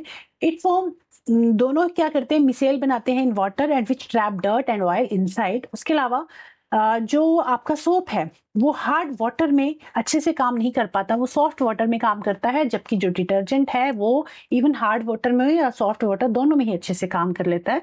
और सोप बायोडिग्रेडेबल है, डिटर्जेंट नॉन बायोडिग्रेडेबल है। ये कुछ इंपॉर्टेंट टॉपिक पॉइंट्स हैं, डिफरेंस है बिटवीन सोप एंड डिटर्जेंट। अब हार्ड वाटर और सॉफ्ट वाटर में क्या डिफरेंस है? तो हार्ड वाटर में लेदर होता है, झाग does not form lather easily, झाग अच्छे से नहीं बन पाता हार्ड वाटर में। सॉफ्ट वाटर में झाग अच्छे से बन जाता है। सॉल्ट प्रेजेंट होते हैं, कैल्शियम और मैग्नीशियम सॉल्ट प्रेजेंट होता है हार्ड वाटर में, जबकि सॉफ्ट वाटर में सॉल्ट प्रेजेंट नहीं होते। It forms scum with soap, does not form scum. And affect on appliances, it cause scaling in pipes और हीटर। पाइप और हीटर में जो हार्ड वाटर है जम जाता है, जबकि सॉफ्ट वाटर में स्केलिंग की कोई प्रॉब्लम नहीं है। हार्ड वाटर के एग्जांपल है जैसे कुएं का पानी या ground water, it is example of hard water जिसमें कैल्शियम और मैग्नीशियम आयन प्रेजेंट होते हैं। जबकि जो रेन वाटर है और डिस्टिल्ड वाटर है वो एग्जाम्पल है हमारा सॉफ्ट वाटर का। ठीक है, तो this is the difference between hard water and soft water. Hard water में कैल्शियम और मैग्नीशियम आयन प्रेजेंट होते हैं, सॉफ्ट वाटर में कैल्शियम और मैग्नीशियम आयन प्रेजेंट नहीं होते। एक बार देख लो, रिकॉर्डिंग हो भी रही है। हाँ ठीक है, चलिए नेक्स्ट स्ट्रक्चर ऑफ सोप मैंने आपको बता दिया किस तरह से काम करता है सोप। इस तरह से डर्ट को ट्रैप कर लेंगे ये, और इस तरह से कपड़े की अच्छे से क्लीन कर देते हैं। ठीक है, और इस स्ट्रक्चर को हम कहते हैं मिसेल। ठीक है, उसके अलावा अब आपका चैप्टर हो गया यहाँ पे कंप्लीट। तो आपने क्या क्या चीजें पढ़ी हैं इस चैप्टर में वो थोड़ा सा देख लेते हैं। हमने कार्बन के बारे में पढ़ा, हमने देखा मेरे पूरा चैप्टर ऑफ कोर्स कार्बन पे ही बेस्ड है, बट कार्बन के बारे में हमने क्या क्या चीजें देखी। Carbon is a versatile element that form the basis for all living organism. Many of the things we use, maximum चीजें जितनी भी हम यूज करते हैं, इवन हमारी बॉडी या प्लांट्स की बॉडी, एनिमल की बॉडी, मैक्सिमम कार्बन से ही बनी हुई है। Large variety of compound is formed of carbon because of tetravalency. Carbon की कुछ प्रॉपर्टीज हैं जैसे टेट्रावेलेंसी, 4 कोवलेंट बॉन्ड के साथ पेयरिंग करता है। कैटिनेशन की प्रॉपर्टी है, कैटिनेशन होता है लंबी लंबी चेन्स बनाना, आइसोमर्स देता है। पॉलीमराइजेशन की प्रॉपर्टी शो करता है। उसके अलावा covalent bond are formed by sharing of electrons between 2 atom so that both can achieve completely filled outermost shell. Covalent bonding होती है, आयनिक बॉन्ड नहीं करता ये, आयनिक बॉन्डिंग नहीं होती कार्बन में। Carbon form covalent bond with itself and other elements such as hydrogen, oxygen, sulphur, nitrogen, chlorine. Carbon खुद के साथ तो बॉन्डिंग करता ही है, उसके अलावा बाकी कुछ कंपाउंड एलिमेंट्स हैं उनके साथ वो बॉन्डिंग कर लेता है। Carbon also form compound containing double and triple bond between carbon atom. These carbon chain may be in the form of straight chain, branch chain or rings. जो हमने हाइड्रोकार्बन के बारे में पढ़ा, 2 हाइड्रोकार्बन देखे, एक था सैचुरेटेड, एक था अनसैचुरेटेड। सैचुरेटेड जो है वो सिंगल बॉन्ड होता है और अनसैचुरेटेड कंपाउंड जो है वो डबल और ट्रिपल बॉन्ड होते हैं। सैचुरेटेड में एल्केन का एग्जांपल हमने देखा और अनसैचुरेटेड में हमने एल्कीन और एल्काइन के बारे में पढ़ा। एल्कीन जो है डबल बॉन्ड है, एल्काइन जो है ट्रिपल बॉन्ड है। Ability of carbon to form chain give rise to homologous series of compounds in which the same functional group is attached to carbon chain of different length। मतलब हमने homologous series के बारे में देखा, उसमें हमने ये देखा कि हर उससे आगे और पीछे वाले जो कंपाउंड ऐड है उनका जो डिफरेंस होता है CH2 का होता है, या you can say 14 atomic mass का डिफरेंस होता है, और उनके साथ जो फंक्शनल ग्रुप होगा सेम फंक्शनल ग्रुप अटैच होगा। फंक्शनल ग्रुप हमने कौन कौन से देखे? Alcohol, aldehyde, ketone, carboxylic acid. Characteristic property of carbon compound that contain them. And IUPAC naming हमने देखी कि किस तरह से किसी कंपाउंड का IUPAC नेम हम रखते हैं, नामकरण किस तरह से करते हैं।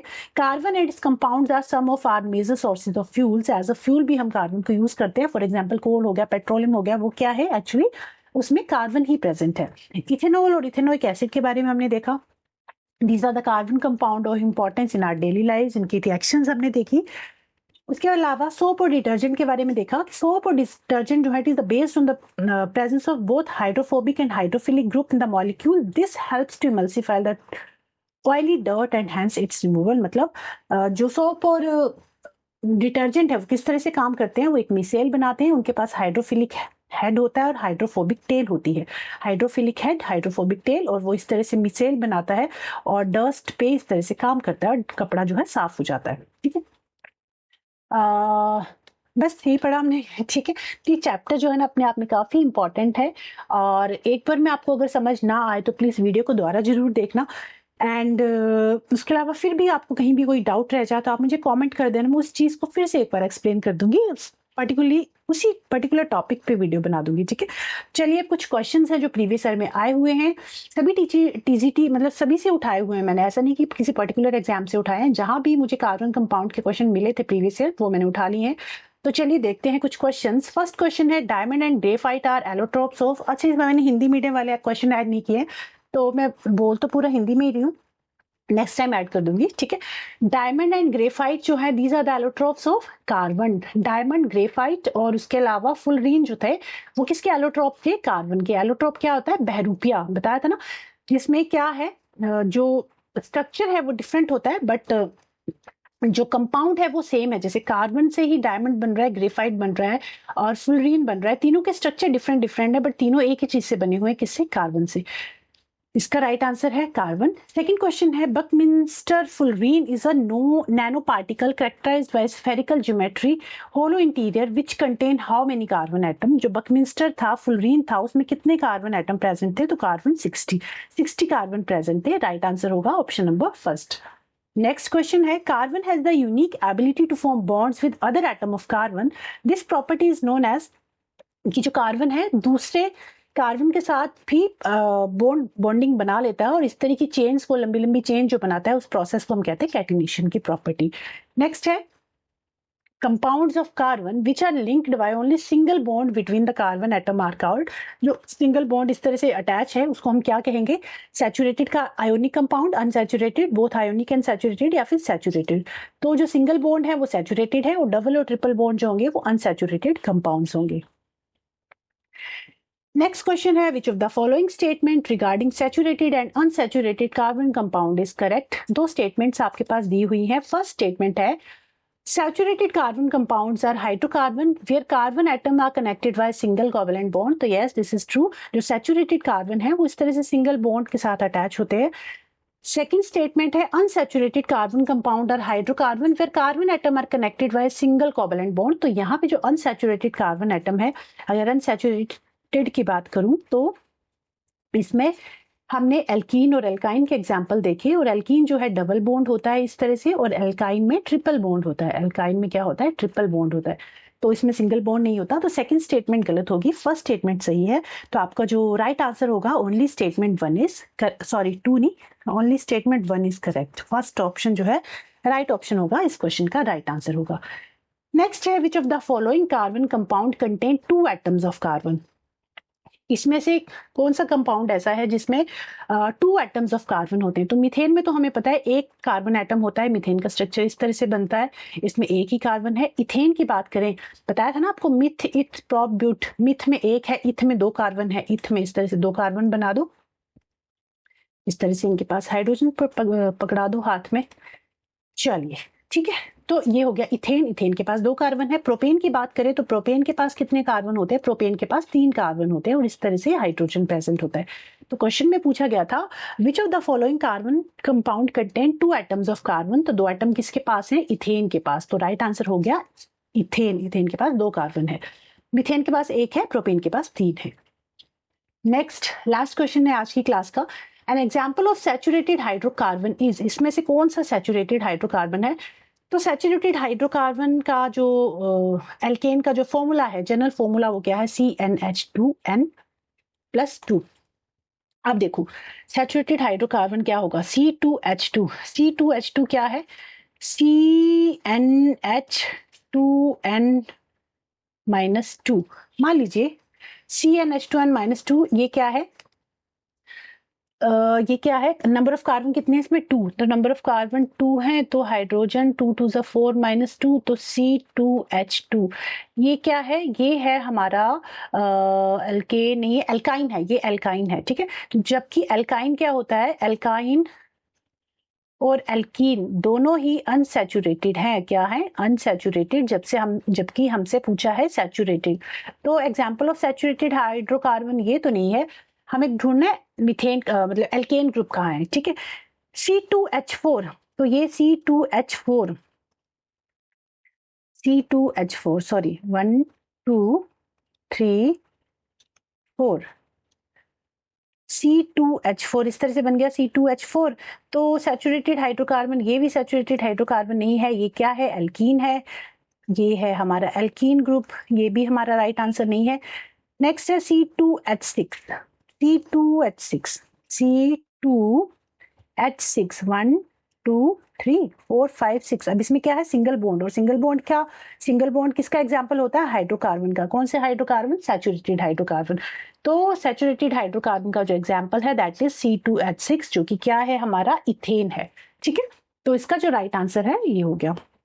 तो इस तरह से आप डायग्राम, अगर आपको फॉर्मूला याद है तो फॉर्मूला के थ्रू आप निकाल सकते हो, अगर आप डायग्राम ड्रॉ कर सकते हो तो आप डायग्राम के थ्रू भी निकाल सकते हो। ठीक है, दोनों में से किसी भी, कोई भी चीज आपको पता है तो दोनों में से किसी भी एक ऑप्शन के थ्रू आप निकाल सकते हो। आपको सिर्फ डायग्राम, अगर आप डायग्राम ड्रॉ करना चाहो तो आप डायग्राम ड्रॉ करके भी निकाल सकते हो, क्योंकि हमें पता है, देखो C2H2 बनाओ, 2C बना दो। अब इसने बोला हाइड्रोजन सिर्फ 2 ही हैं, तो हाइड्रोजन 2 कब होंगे, किस केस में होंगे, जब कार्बन को भी तो अपनी टेट्रावैलेंसी पूरी करनी है ना। 4 हाथ आपको इसको पूरे करने हैं आपने, तो एक हाथ तो ये हो गया 2, ये एक हाथ ही हो गया 1, 3 हाथ इसको और लगा दो। तो इस तरह से कार्बन की वैलेंसी पूरी होगी, 3 + 4, 3 + 4।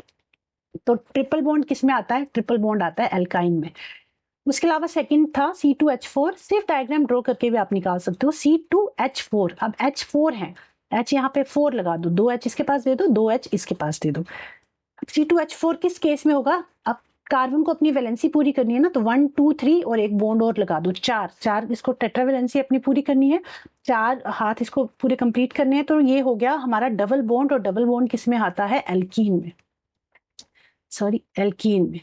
ठीक है, उसके अलावा C2H6, अब इसका एक मिनट, इसका आप डायग्राम ड्रॉ करके देख लो। C2H6 है, 3 H यहाँ पे लगा दो, 3 H ही यहाँ पे लगा दो। तो क्या हो गया, ये सिंगल बॉन्ड स्ट्रक्चर है, और सिंगल बॉन्ड किसका एग्जांपल होता है, सैचुरेटेड हाइड्रोकार्बन का, और इसका नाम क्या है, 2 कार्बन है मतलब इथ, और सिंगल बॉन्ड है तो इथेन। ठीक है, इसका नाम है इथेन। तो इस तरह से आप जो अपनी क्वेश्चन है वो सॉल्व कर सकते हैं। अगर आपके टॉपिक क्लियर है ना, आपके जो कॉन्सेप्ट क्लियर है, तो आप किसी भी क्वेश्चन को काफी इजिली जो है सॉल्व कर सकते हैं। आई होप आपको ये चैप्टर समझ में आया होगा। कहीं कोई डाउट रह गया होगा तो प्लीज मुझे कमेंट करके बता देना, फिर से एक्सप्लेन कर दूंगी। उसके अलावा ये चैप्टर हो गया हमारा कंप्लीट, 7 चैप्टर हम कंप्लीट कर चुके हैं इस सीरीज में। नेक्स्ट चैप्टर हम करेंगे acid base and salt. Next chapter जो आपको मिलेगा वो होगा एसिड बेस एंड सॉल्ट। उसके अलावा अच्छा हाँ, जिन बच्चों का जो CTET जिन्होंने क्वालिफाई किया है उनको कॉन्ग्रेचुलेशंस, एंड जो नहीं कर पाए किसी भी रीजन से, एक आध नंबर से भी अगर रह गए तो कोई बात नहीं। अभी कुछ टाइम में फिर से, जो अभी जुलाई अगस्त तक फिर से आपको पेपर देने को मिलेगा, और नोटिफिकेशन में भी जल्द ही आ जाएगा अगर जुलाई अगस्त में पेपर होना होगा तो अभी अपकमिंग एग्जाम की आप तैयारी कीजिए। और CTET की भी सीरीज जो है जल्द ही स्टार्ट करने वाले हैं। तो जिस तरह से आप प्रीवियस सीरीज में कनेक्टेड थे मेरे साथ, उसी तरह से आई बिलीव कि अपकमिंग जो हमारी सीरीज स्टार्ट होगी उसमें भी आप मेरे साथ कनेक्ट करोगे और चीज़ें आपको समझ में आएंगी। तो बहुत जल्द हम वो सीरीज भी स्टार्ट करने वाले हैं, और बाइलिंगुअल लेके चलेंगे इस बार, इंग्लिश हिंदी दोनों ही फॉर्म में आपको नोट्स मिलेंगे। और अच्छा, ये जो PDF है आपको मेरे Telegram channel Rishu science academy पे मिल जाएगा, इसका लिंक दे दूंगी डिस्क्रिप्शन में, वहां से भी आप ज्वाइन कर सकते हो। ठीक है, तो वीडियो अच्छी लगे तो लाइक शेयर सब्सक्राइब आप कर दीजिएगा, एंड नेक्स्ट क्लास में मिलेंगे with our new chapter that is acid base and salt. तो चलिए मिलते हैं अपनी नेक्स्ट क्लास में, तब तक के लिए बाय बाय, टेक केयर।